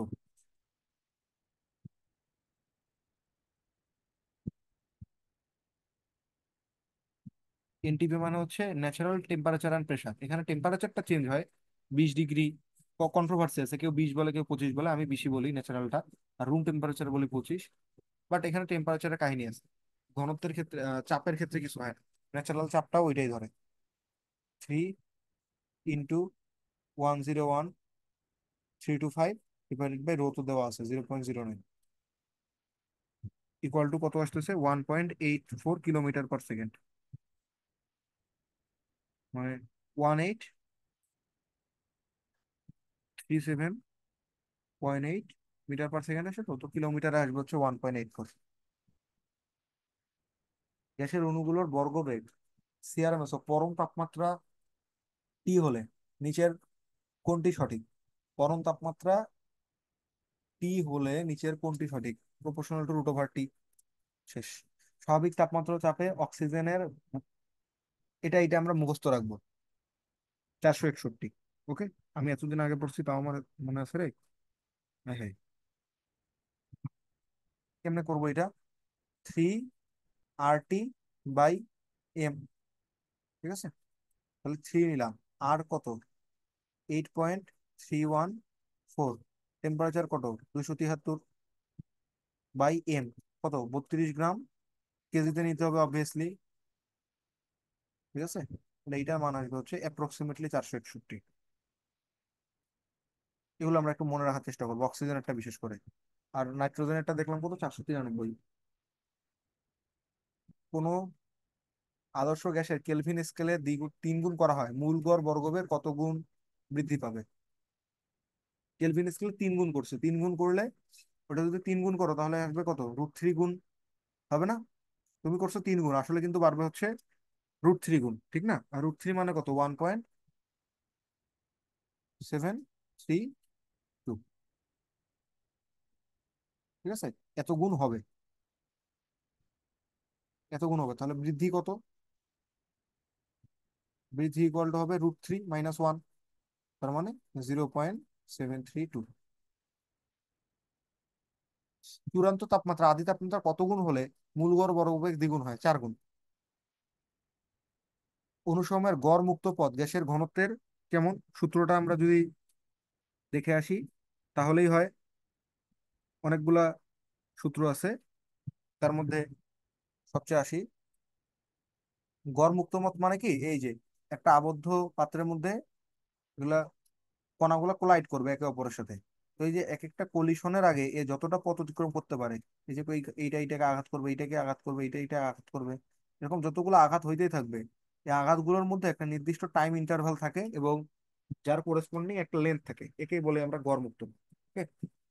যে ল্যামডা ইকুয়াল টু হচ্ছে, একে আমরা ল্যামডা দিয়ে প্রকাশ করি, পাই সিগমা স্কয়ার এন। এটা হচ্ছে তার অনুর ব্যাস, এটাই হচ্ছে সিগমা। ঠিক আছে। এখন এইখান থেকে আরেকটা সম্পর্ক নিয়ে আসা যায়। একবার আমি সম্পর্কটা ডেরাইভ না করে সরাসরি বলে দিচ্ছি যে M/π sigma square into root. Root, that means 1/2। ঘনত্ব যত কম হবে তত ল্যামডাটা বৃদ্ধি পাবে, কারণ একটা আরেকটাতে ঘনত্ব আছে, ঘনত্ব বেশি মানে কি, তারা কাছাকাছি আছে, খুব তাড়াতাড়ি কোলাইড করবে, এই গড় মুক্ত পথ কমে যাবে। সে কোলাইড করার আগে খুব কম দূরত্ব অতিক্রম করতে পারবে। আর যখন এরকম দূরে দূরে থাকবে, পাকিস্তান একটা, থাইল্যান্ড একটা, চীন একটা, জাপান একটা, আমেরিকা একটা, তখন কি হবে? তখন তারা একে অপরের সাথে মিট করার আগে অনেক দূরে যেতে পারবে, লং ডিস্টেন্স রিলেশনশিপ। ওকে। তাহলে এটা কি, কেমন, ডিরেক্ট ইনভার্সলি প্রপোর্শনাল, তাহলে হচ্ছে ব্যস্তানুপাতিক। দেশের গড় তার এই যে ব্যস্তানুপাতিক, ব্যস্তানুপাতিক হবে গ্যাসের ঘনত্বের। গড়মুক্ত পথের গড়মুক্ত তাপমাত্রার ব্যস্তানুপাতিক, চাপের ব্যস্তানুপাতিক, ঘনত্বের সমানুপাতিক না, অনুসংখ্যার সমানুপাতিক না, তাপমাত্রার সমানুপাতিক, চাপের ব্যস্তানুপাতিক, চাপের ব্যস্তানুপাতিক, এটা সঠিক। একটি আদর্শ গ্যাসের তাপমাত্রা টি হতে বৃদ্ধি হতে ত্রুটি করা হল, কোনটা দ্বিগুণ হবে? গতিশক্তি। কারণ গতিশক্তি কেন দ্বিগুণ হবে বলতো? আমরা এনার্জি ইকুয়াল টু জানি 3/2 কেটি, অর্থাৎ এনার্জি ডিরেক্ট প্রপোর্শনাল টু টি। টি যত গুণ করবো এনার্জিও তত গুণ হবে। গ্যাসের গতিতত্ত্ব অনুসারে 0 কেলভিন তাপমাত্রায় গ্যাসের গতিশক্তি হবে শূন্য, কারণ 3/2 কেটি, জিরো বসাও, টি এর মান জিরোই আসবে। প্রতিটি অক্সিজেন অণুর মোট শক্তি, প্রত্যেকটা অক্সিজেন অণুর শক্তি হচ্ছে 3/2 কেটি করে। ওকে।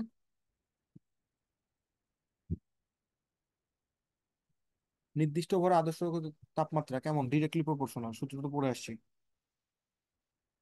স্থিতিশক্তি গতিশক্তি বনাম এটা ডিরেক্টলি প্রপোর্শনাল। আদর্শ গ্যাসের জন্য কোনটি সঠিক? কি রে, একটু পর পর এই গ্রাফটা। আদর্শ গ্যাসের অণুর গতিশক্তি হলো, অণুর গতিশক্তি কত হলো? 3/2 কেটি। অনেক জায়গায় আসছে। আর আরেকটা আছে যে প্রতিটা স্বাধীনতার মাত্রায় এক একটা করে থাকে, হাফ কেটি করে। তো আমরা সচরাচর ধরে নেই, যদি এক পরমাণু গ্যাস হয় তাহলে তার স্বাধীনতার মাত্রা থাকে তিনটা। এক্স অক্ষ বরাবর একটা, জে ওয়াই অক্ষ বরাবর একটা, জেড অক্ষ বরাবর একটা। ঠিক আছে, তো আমরা এটা আইডিয়াল কেস ধরে নিয়েই করতেছি এগুলা। তো আবদ্ধ ক্ষেত্রে হলে ই আর টি এর মধ্যে সম্পর্ক কি? সম্পর্ক কি? 3/2 পিভি। তাহলে আমরা দুটো সম্পর্ক করছি, এক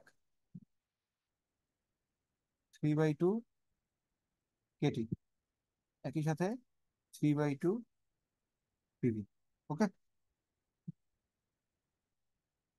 যদি 1 মোল হয় এনআরটি। ওকে। একক আয়তনে অণুগুলোর গতিশক্তি ই ও চাপের মধ্যে সম্পর্ক স্থাপনকারী একক আয়তন, ওমা, ইকুয়াল টু 3/2 পিভি। এখন ভি যদি 1 হয়ে যায় তাহলে কি 3/2 পি না? ভি, এটা হয়ে গেল 1। তাহলে ইকুয়াল টু কি 3/2 পি। শেষ।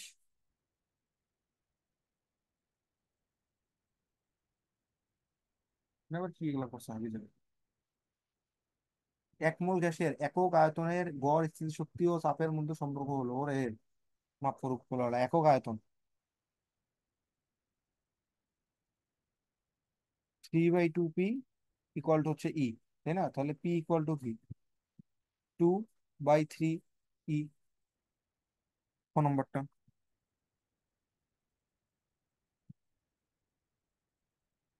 27 ডিগ্রি সেলসিয়াস তাপমাত্রায় 4 গ্রাম অক্সিজেনের মোট গতিশক্তি কত হবে? ঠিক আছে। তো কি, এবার একটা, ওগুলো আমরা পড়ছি 1 মোলের জন্য। 1 মোলের জন্য হয়, প্রত্যেকটার জন্য মানে 1 মোলের জন্য হয় 3/2 কেটি। তাহলে এবার যদি এন সংখ্যক মোলের জন্য হয়, N মোলের জন্য, তাহলে 3/2 NKT। ঠিক আছে। 3/2 হইলো, এন এর মান কত হবে? W/M, 4 গ্রাম। অক্সিজেনের ভর কত? নিজস্ব ভর 32। বোলজম্যান ধ্রুবকের মান কত? আচ্ছা, এটা 1 মোলের জন্য না, একটা পরমাণুর জন্য, সরি।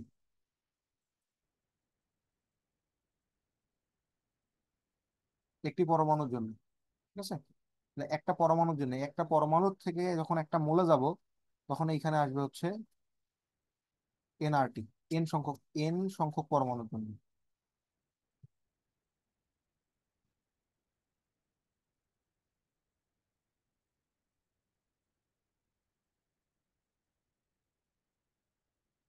তো এন মোলের জন্য একবারে বলি। এই দেখো কাহিনীটা কি,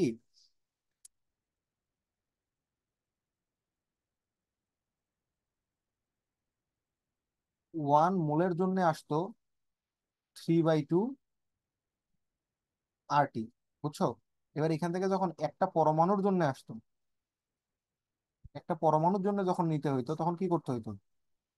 1 মোলে পরমাণু থাকে কয়টা? অ্যাভোগাড্রো সংখ্যা সমান, তাহলে অ্যাভোগাড্রো সংখ্যা দিয়ে ভাগ করতে হবে না? RT by number of Avogadro. এই জিনিসকে তখন 3/2 এই R/N দিয়ে এটাকে আবার বোলজম্যান ধ্রুবক বলে দেওয়া হলো, যখন একটা পরমাণুর কথা বলবে, একটা পরমাণু। এক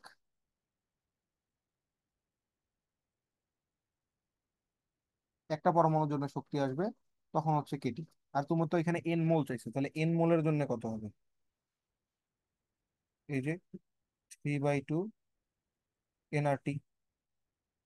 ওকে, তাহলে 3/2 নিলাম। এন কত? 4/32। আর কত? 8.314।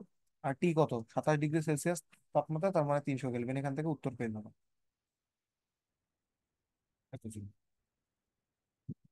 চিত্র অনুযায়ী গ্যাসের মোট গতিশক্তি কত? ওই যে আবারও 3/2 এনআরটি।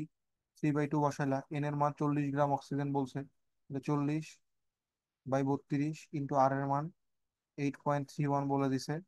আর 27 ডিগ্রি সেলসিয়াস মানে 300। এখান থেকে ক্যালকুলেট করবো, উত্তর পেয়ে যাবো। 27 ডিগ্রি 32 গ্রাম অক্সিজেনের গতিশক্তি কত? আবারও 3/2 এনআরটি। সবই দেওয়া আছে তোমার কাছে। 3/2 মোল গ্যাসের জন্য আদর্শ গ্যাস সমীকরণ হবে, ওকে, করে ফেলো। পিভি ইকুয়াল টু, তুমি জানো, এন আর টি।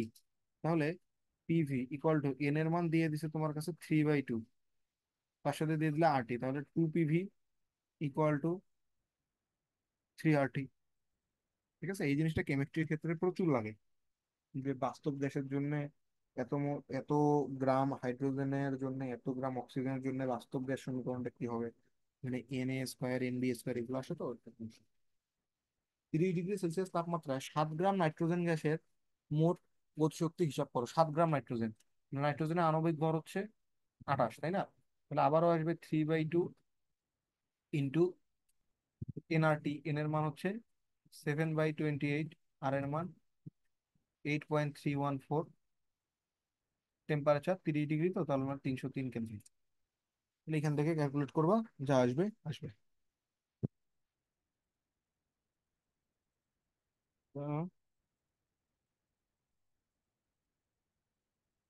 এটার উত্তর আসে হচ্ছে 944.68।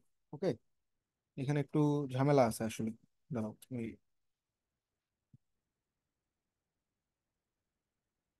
বলতেছি, দাঁড়াও তো একটু।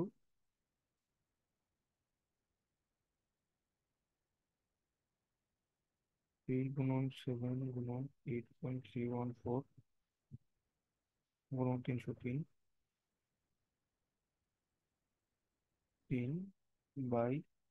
× 28, 944.67। এখন এইটাই যদি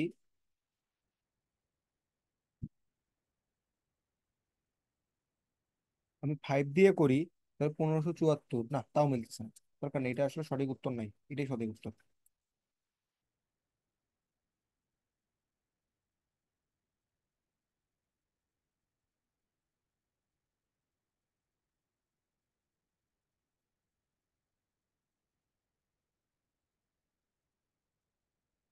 এসটিপিতে 2 মোল আদর্শ গ্যাসের জন্য গতিশক্তি কত হবে? ওই যে 3/2 এনআরটি, আর এর মান 8.314 এসটিপি, তাহলে 273। ক্যালকুলেট করবা, যা আসবে আসবে। এত জলদি।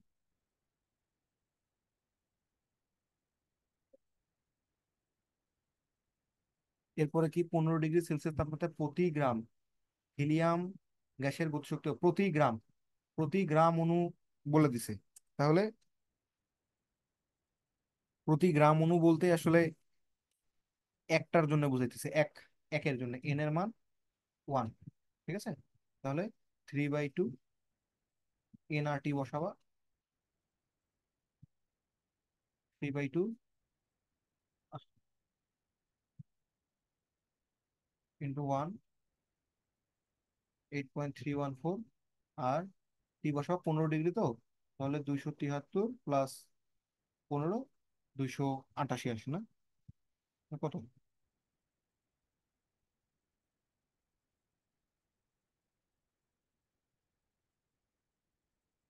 হুম, 288। ক্যালকুলেশন করবো আমরা।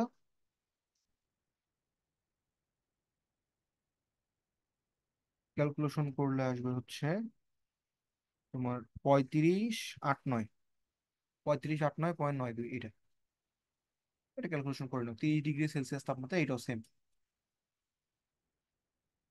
এন ইকুয়াল টু 1 ধরবা। এন ইকুয়াল টু 1 ধরে 3/2 ইন্টু 1, 8.314 ইন্টু টি এর মান হচ্ছে কত, 30 ডিগ্রি, তো তাহলে 303 কেলভিন। ক্যালকুলেশন করবা, আনসার আসবে হচ্ছে 3772 হয়।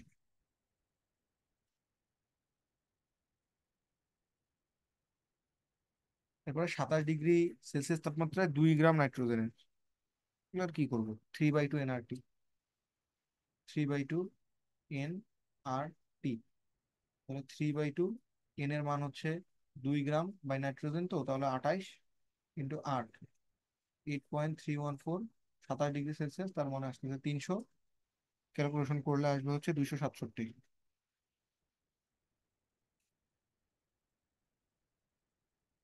হিলিয়াম গ্যাসের জন্য স্বাধীনতার মাত্রা, হিলিয়াম গ্যাস এক পরমাণু গ্যাস, স্বাধীনতার মাত্রা 3। একটু কনফিউজিং টপিক, দ্বি পরমাণু গ্যাসের জন্য স্বাধীনতার মাত্রা হয় 5টি।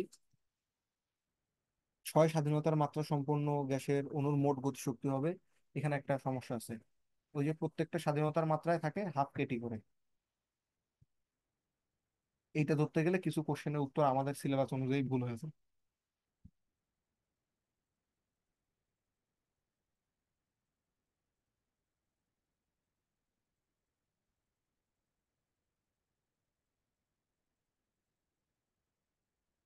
প্রতিটা স্বাধীনতার মাত্রায় থাকে, ঠিক আছে, তাহলে সবগুলো থাকবে 6 গুণন half KT equal to 3 Katie.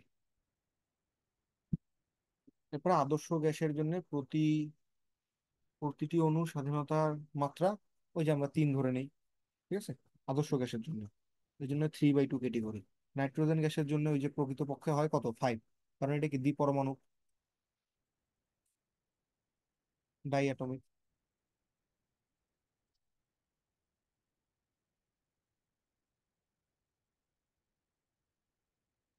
CO, carbon monoxide, দ্বিপরমাণু গ্যাস 5টা। অক্সিজেন গ্যাসের প্রতিটি অণুর গড় গতিশক্তি, এখন ওই যে অক্সিজেনের ক্ষেত্রে হিসাব করতে গেলে কত, অক্সিজেন কি দ্বিপরমাণু গ্যাস, তার জন্য আসবে 5 ডিগ্রি অফ ফ্রিডম।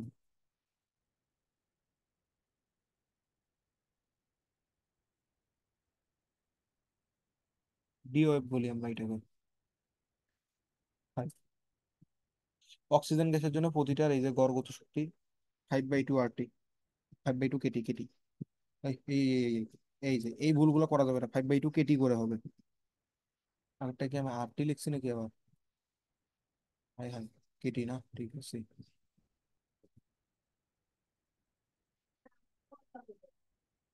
দ্বিপরমাণু গ্যাসের মোট গতিশক্তি সমান ওই যে দ্বিপরমাণু গ্যাসের স্বাধীনতার মাত্রা 5 করে, এই জন্য 5/2 কেটি। টি তাপমাত্রা আদর্শ গ্যাসের ক্ষেত্রে একটি অণুর গড় গতিশক্তি, আদর্শ গ্যাসের ক্ষেত্রে ওই যে 3 ধরি যে, এই জন্য 3/2 কেটি প্রত্যেকটা অণুর জন্য, ঠিক আছে। এবার আসতেছি, জলীয় বাষ্পের ক্ষেত্রে কোনটা সঠিক, জলীয় বাষ্প শুষ্ক বায়ু অপেক্ষা হালকা, ইয়েস, ঘ নম্বরটা। জলীয় বাষ্পের পরিমাণের উপর কোনো স্থানে আবহাওয়া নির্ভর করে না, অবশ্যই করে। জলীয় বাষ্প যখন বেশি হবে তখন বৃষ্টি হওয়ার সম্ভাবনা বেশি থাকবে এবং ঘাম আবার কম শুকাবে। আবার কুয়াশা সৃষ্টির জন্য জলীয় বাষ্প দায়ী না, অবশ্যই। কুয়াশা কেন সৃষ্টি হয়, যে ওই জায়গার বায়ুটা জলীয় বাষ্প দ্বারা সম্পৃক্ত থাকে, অনেক বেশি পরিমাণ। জলীয় বাষ্পের ঘনত্ব শুষ্ক বায়ুর ঘনত্বের চেয়ে বেশি না, জলীয় বাষ্প হালকা হয়। বায়ুমণ্ডলে জলীয় বাষ্পের ঘনীভবনের জন্য নিচের কোনটি সংগঠিত হয় না, শিশির, কুয়াশা, ঝড়, বৃষ্টি, কি হয় না, শিশির। শিশির হয়, কারণ বলছি ওটা পানির কণা, কুয়াশা, কুয়াশা পড়ে, কুয়াশা থেকেই তো, কুয়াশা গুলাই তো ওই যে জলীয় বাষ্প, আমরা বলি কি ভেপার, ভেপার গুলা ওগুলা তো যখন কোনো কিছু সংস্পর্শে আসে, ওই যে ঘাস টাস, ওইগুলো শিশির হিসেবে পড়ে। আর বৃষ্টি তো হয়ই, তাহলে জলীয় বাষ্পের ঘনীভবনের জন্য কোনটা তৈরি হয় না, ঝড়। না, ঠিক আছে। ঘনীভবন হচ্ছে ওই যে বেশি পরিমাণে এক জায়গায় এক জায়গায় অনেকগুলো চলে আসতেছে একবারে, এরকম ডেন্সার হয়ে যাচ্ছে, ডেন্সার ডেন্সার ডেন্সার, ডেন্সার মানে ঘনত্ব বাড়তেছে তার, ঘনীভূত হচ্ছে একসাথে তারা, কি বলবো, এক্সাগ্রেট করতেছে আমরা তাদেরকে।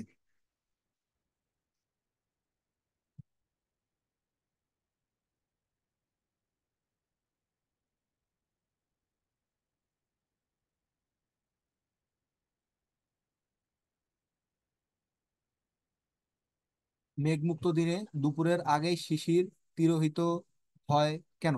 মেঘমুক্ত দিনে কেন হয়? তাপমাত্রা বৃদ্ধিতে বায়ু অসম্পৃক্ত হয়ে যায়। তাপমাত্রা যত বাড়তেছে, আয়তন ঘনত্ব তত কমতেছে। ঘনত্ব যখন কমতেছে তখন কি বায়ুগুলো হালকা হয়ে উপরে উঠে যাইতেছে। ঠিক আছে? আর উপরে যখন উঠে যাচ্ছে তখন একটা জায়গা অসম্পৃক্ত হয়ে যাচ্ছে। এইখানে অসম্পৃক্ততা কাকে বলে আসলে? এই জায়গায় মনে করো এটা আমার মানি ব্যাগ, আমি মানি ব্যাগে 10 টাকা রাখতে পারি। আমার মানি ব্যাগটাই মনে করো একদম খুবই একদম ছিঁড়ে টিড়ে সাইজ হয়ে গেছে, আমি ওকে 10 টাকার বেশি রাখতেই পারি না। 10 টাকার বেশি রাখলে ও মনে করো ছিঁড়ে পড়ে যাবে। অথবা 10টা কয়েন রাখতে পারি, ইয়েস কয়েন দিয়ে বুঝলে ভালো হয়। 10টা কয়েন রাখতে পারো।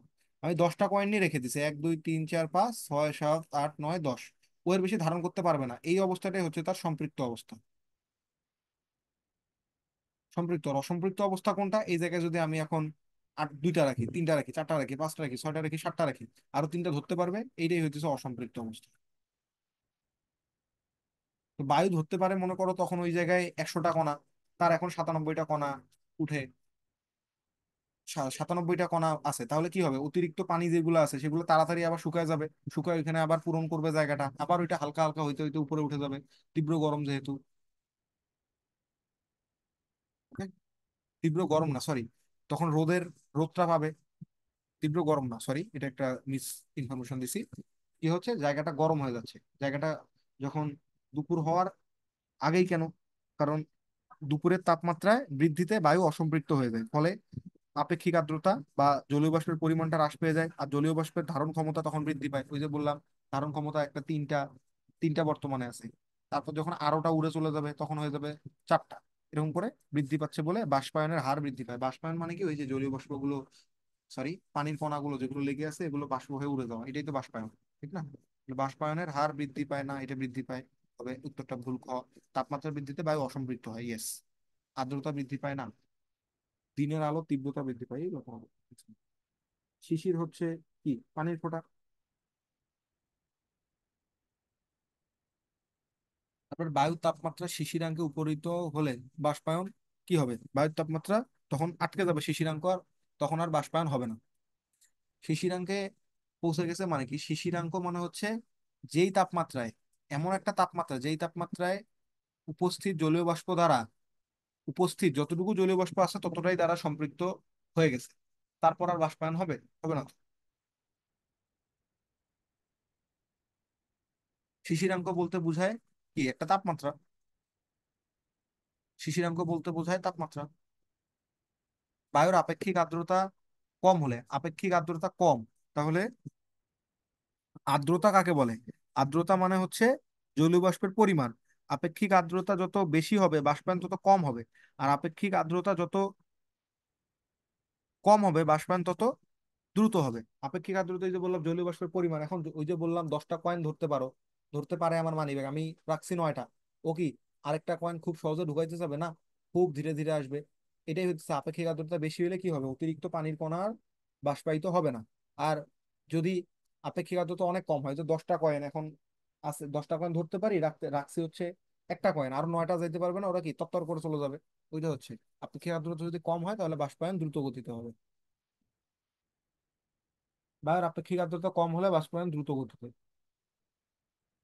বায়ুর প্রতি একক আয়তনে জলীয় বাষ্পের ভরকে কি বলে? বলো। এটাই তো আসলে পরম আর্দ্রতা, যে একক, একক আয়তনে উপস্থিত জলীয় বাষ্পের ভর। আর আপেক্ষিক আর্দ্রতা কোনটা? যে কতটা ধরতে পারে আর কতটা ধরে আছে, এই দুইটার অনুপাত, ওইটাই আপেক্ষিক। তাহলে ঘনত্ব উপস্থিত জলীয় বাষ্পের ভরকে একক আয়তনে উপস্থিত, উপস্থিত যেটা আছে এটা হইতেছে পরম আর্দ্রতা।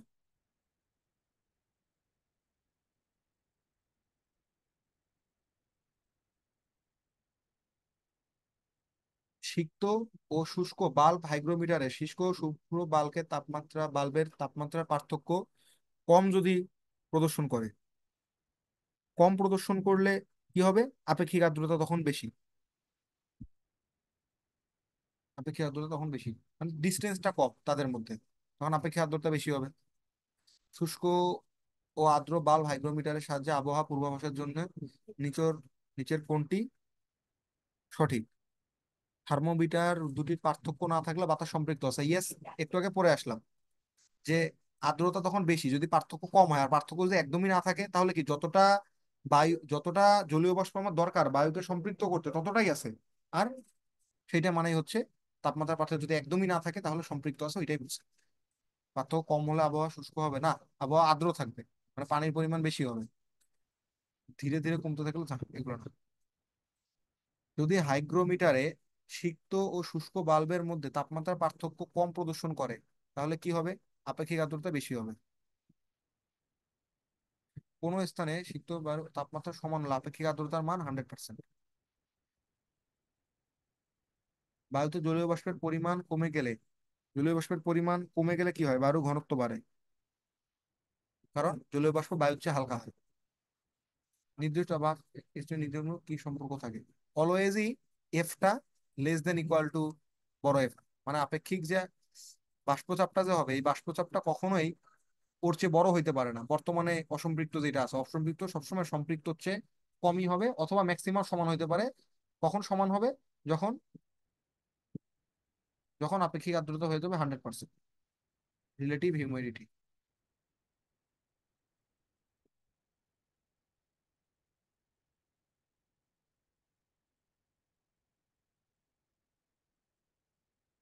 সম্পৃক্ত বাষ্পের ক্ষেত্রে বয়েলের সূত্র মেনে চলে না। সম্পৃক্ত বাষ্প কোনোটাই মেনে চলে না। অসম্পৃক্ত বাষ্প সব মেনে চলে। অসম্পৃক্ত বাষ্প মেনে চলে চার্লসের সূত্র, বয়েলের সূত্র, বয়েল চার্লসের সূত্র, এই নিয়ে।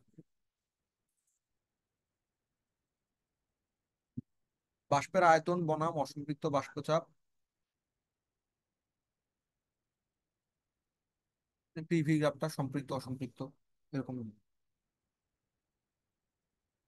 সম্পৃক্ত বাষ্পচাপের ক্ষেত্রে সমান হয়ে থাকে প্রেসার, একটা নির্দিষ্ট পরিমাণ প্রেসার দেয়, তারপরে গিয়ে কমে যায়। অসম্পৃক্ত যখন থাকে। গ্যাসের গতিতত্ত্ব অনুসারে নিচের কোন বিবৃতি অসঙ্গতিপূর্ণ? এই ধরনের কোশ্চেনগুলো কনফিউজিং বেশ। নিউটনের সূত্র মেনে চলে না, এরা নিউটনের সূত্র মানে না। সুপ্ত তাপমাত্রা যন্ত্রের দুটি তাপমাত্রা হঠাৎ কমে গেলে কোনটি বোঝায়? ঝড় হতে পারে।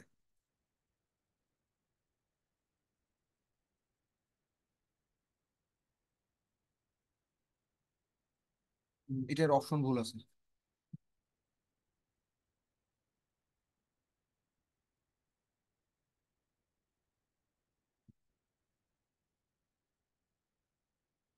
এখানকার অপশন গুলো মিস্টেক।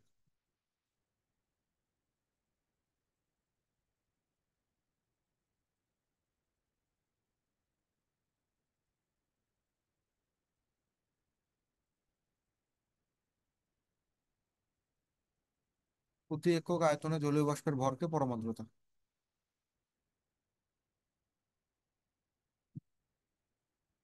যে তাপমাত্রায় কোনো নির্দিষ্ট আয়তনের বায়ু উপস্থিত জলীয় বাষ্প দ্বারা সম্পৃক্ত হয় শিশিরাঙ্ক, অলরেডি বলে আসছি। শিশিরাঙ্ক বলতে বুঝি একটা তাপমাত্রা। নিচের কোন বক্তব্যগুলোর মধ্যে সম্পৃক্ত বাষ্প বলা চলছে না? অসম্পৃক্ত বাষ্প শুধুমাত্র আবদ্ধ স্থান তৈরি করা সম্ভব হয় না। আপেক্ষিক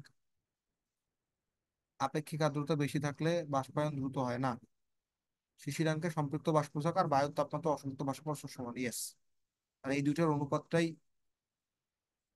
শিশিরাঙ্কে সম্পৃক্ত বাষ্পচাপ যেটা হয়। শিশিরাঙ্ক মানে কি?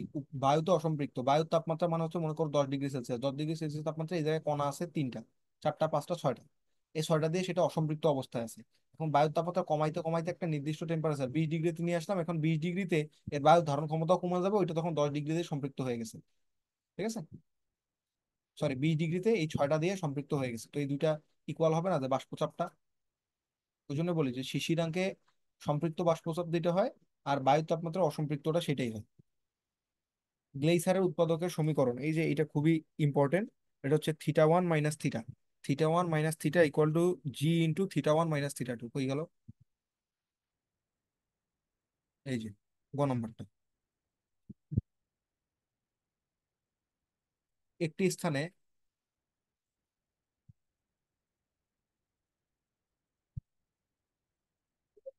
কোন স্থানে সম্পৃক্ত বাষ্পচাপ আপেক্ষিক আর্দ্রতা বায়ুর তাপমাত্রা সম্পৃক্ত বাষ্পচাপ কত করো, ক্যালকুলেশন করা যায় তো। আপেক্ষিক আর্দ্রতা 70%, মানে 0.75। বায়ুর তাপমাত্রা সম্পৃক্ত এটাই থাকবে উপরে, এটা ধরলাম এক্স। আর শিশিরাঙ্কে সম্পৃক্ত হচ্ছে 10.52, দুইটা গুণ করে দিব, তাহলে আসবে হচ্ছে 7 পয়েন্ট সামথিং। এটাই খ উত্তর, অ্যাপ্রক্সিমেট আনসারটা নিচ্ছি আমি।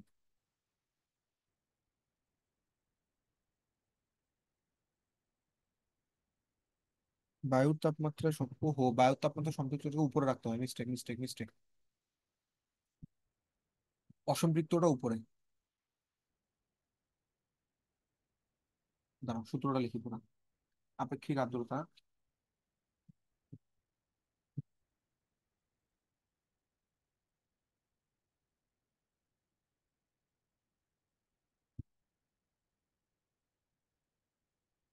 রেকর্ড হচ্ছে তো?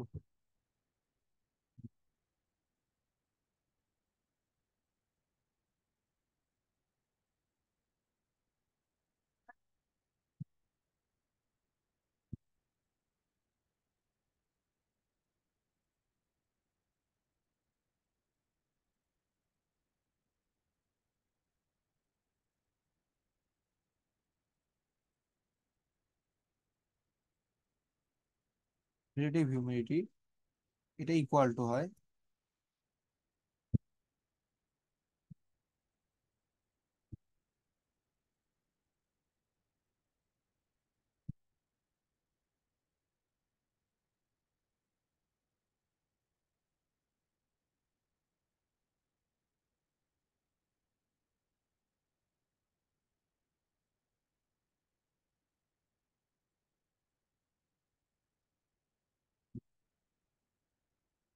কখনো কখনো ভর দিয়েও লেখা হয় এটাকে, লিখে দিচ্ছি পরে। আর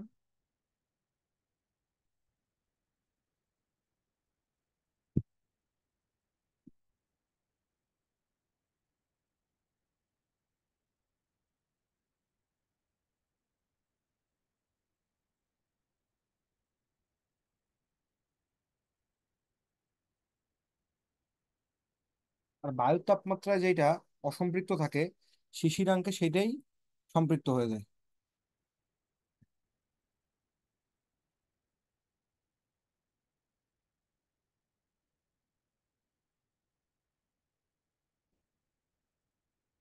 বায়ু বা শিশিরাঙ্কে যেটা হয়ে যায় সম্পৃক্ত, সেটাই হচ্ছে এই যে বায়ুর তাপমাত্রা অসম্পৃক্ত। আর নিচেরটা সেম থাকে। বায়ুর তাপমাত্রায় অসম্পৃক্ত, না সম্পৃক্ত।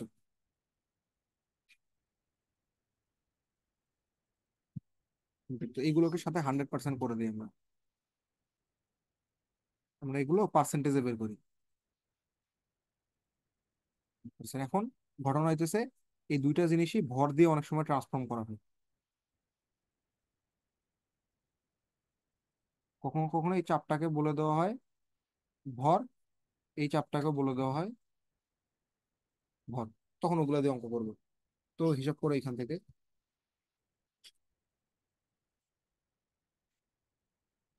এখানে আছে 75% ইকুয়াল টু হচ্ছে শিশিরাঙ্কে সম্পৃক্ত, এটা হবে উপরে, বাই বায়ুর তাপমাত্রা সম্পৃক্ত, এটা এক্স বলবো। তাহলে X equal to 10.52 divide by 75%, তো তার মানে 0.7, অবভিয়াসলি এটা 10-এর চেয়ে বড়ই আসবে। 14.027 মিলিমিটার এইচজি প্রেশার। কোন স্থানে আপেক্ষিক আর্দ্রতা 80%, দ্যাট মিনস 0.8, সম্পৃক্ত, শিশিরাঙ্কে সম্পৃক্ত 10.52, আর অসম্পৃক্তটা চাইছে ওই যে 14, এটা আবার 8 আছে, okay. X equal to 10.52 divide by 0.8, calculate করে দেখি। এটা আসবে 13.15। এইচজিপি মানে হচ্ছে HG pressure, mercury pressure. Okay. কতগুলো আছে? আর বেশি নেই। শুষ্ক ও সিক্ত বাল্ব হাইগ্রোমিটারের তাপমাত্রা রুধির পার্থক্য হঠাৎ কমতে থাকলে কি বুঝতে হবে? বায়ুতে জলীয় বাষ্পের পরিমাণ হঠাৎ বেড়ে গেছে, পার্থক্য কমতেছে, তার মানে জলীয় বাষ্প বেড়ে যাচ্ছে। আর জলীয় বাষ্প বেড়ে গেলে কি হয়? আবহাওয়া শুষ্ক থাকবে? অবশ্যই না। প্রবল ঝড় বৃষ্টি হঠাৎ করে যখন জলীয় বাষ্প বেড়ে যায়, তার মানে কি সমুদ্র সমতল থেকে অনেক বেশি পরিমাণ জলীয় বাষ্প আমাদের নর্মাল এরিয়ায় ভেসে আসতেছে, তাই না? ওই সময় হবে ঝড় বৃষ্টি, ঘূর্ণিঝড় হয়। তাপমাত্রা বাড়লে কোনো নির্দিষ্ট ভরের আয়তন বৃদ্ধি পায়, ঘনত্ব বৃদ্ধি পায়। তাপমাত্রা বাড়লে আয়তন বৃদ্ধি পাবে, ঘনত্ব হ্রাস পায়। আয়তন আর ঘনত্ব পরস্পর ব্যস্তানুপাতিক, ভি প্রপোর্শনাল টু 1/ρ, এটা মনে রাখতে হবে। ঠিক আছে। আর সংঘর্ষ বৃদ্ধি পায়।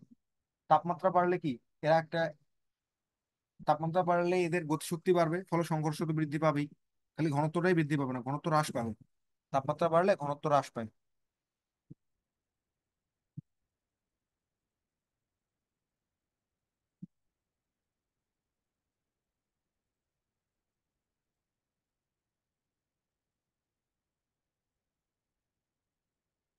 তাহলে 1/3। স্থির চাপে কোনো গ্যাসের তাপমাত্রা আয়তনের সাথে পি বিন্দুর তাপমাত্রা হচ্ছে, যেখানে আয়তন জিরো, এটাকে কি 0 ডিগ্রি কেলভিন, 0 কেলভিন পরম শূন্য তাপমাত্রা। এই দুইটা, 2 ও 3, 0 ডিগ্রি সেলসিয়াস না, 0 ডিগ্রি সেলসিয়াসে তার একটা তো আয়তন থাকেই। আদর্শ গ্যাসের ক্ষেত্রে PV equal to half MnC। এখানে মাইনাস গুলো ভুলে উঠছে নাকি?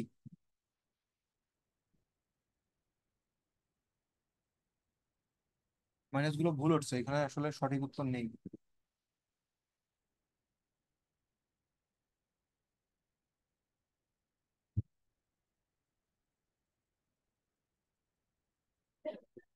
সমীকরণগুলো যদি আমরা এক পলকে দেখে আসতে আসতে থাকি, একবারে রিক্যাপও হয়ে যাবে। PV equal two obviously NRT, এটা একটা। তারপরে হচ্ছে PV equal two 1/3 MnC²। M মানে হচ্ছে ভর, এন মানে হচ্ছে সংখ্যা,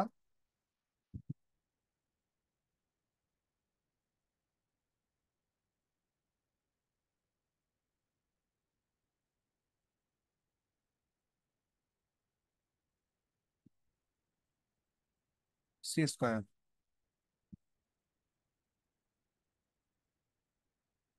পি ইকুয়াল টু 1/3 ρC²। ক্লাসটা আমাকে হয়তো শেষ করে দিতে হবে, এই জুমে আরেকটা মিটিং আছে। এই ক্লাসের পরের পার্টগুলো তোমরা নিজেরাই পেরে যাবে, খুব একটা সমস্যা হবে না।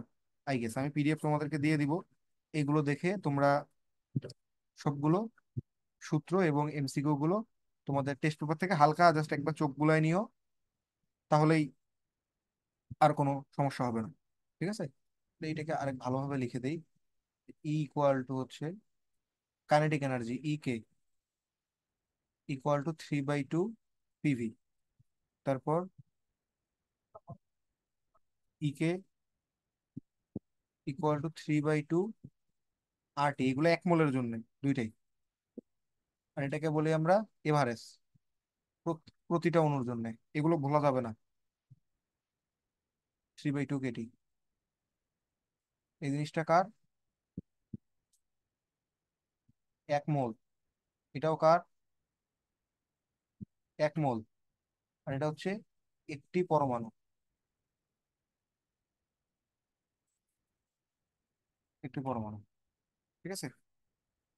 তো এরপরে বেশ কিছু কোশ্চেন ছিল, বাট আসলে যে বললাম যে বায়ুতে জলীয় বাষ্পের পরিমাণ বেড়ে গেলে বায়ুর চাপ বাড়ে। হ্যাঁ, বায়ুর চাপ বাড়ে না, সরি, বায়ুর ঘনত্ব কমে আর জলীয় বাষ্পের চাপ বাড়ে। হ্যাঁ, 2 ও 3।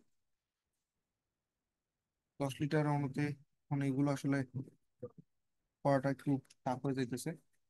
যাক, এরপরে ক্লাস আছে, তো এটা হয়তো বা নেক্সট কোনো দিন হয়তো আমি দিয়ে দিব, অথবা সলিউশন করে PDF টাতে সবগুলো পেয়ে যাবে। তো ততক্ষণ পর্যন্ত অপেক্ষা করতে হবে একটু। PDF টা আমি ক্লাস শেষেই দিয়ে দিব। যাই হোক, সবাইকে সাথে থাকার জন্য অনেক ধন্যবাদ।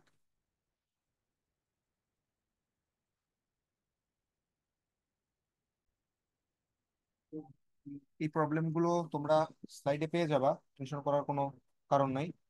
তো ততক্ষণ পর্যন্ত হ্যাপি লার্নিং। ওকে। এগুলো একদম ইজি ইজি, এর আগের গুলোই পড়ে আসছি, এগুলো নিয়ে আসলে আর কোনো সমস্যা হওয়ার কথা না। এই যে এই কয়েকটাই আছে আর। ঠিক আছে। তো এগুলো তোমাদেরকে আমি স্লাইডে সলিউশন করে দিয়ে দিচ্ছি। ওকে, ততক্ষণ পর্যন্ত অবশ্যই ভালো থাকতে সবাই, আর পরীক্ষা ভালোভাবে দিই। Best of luck.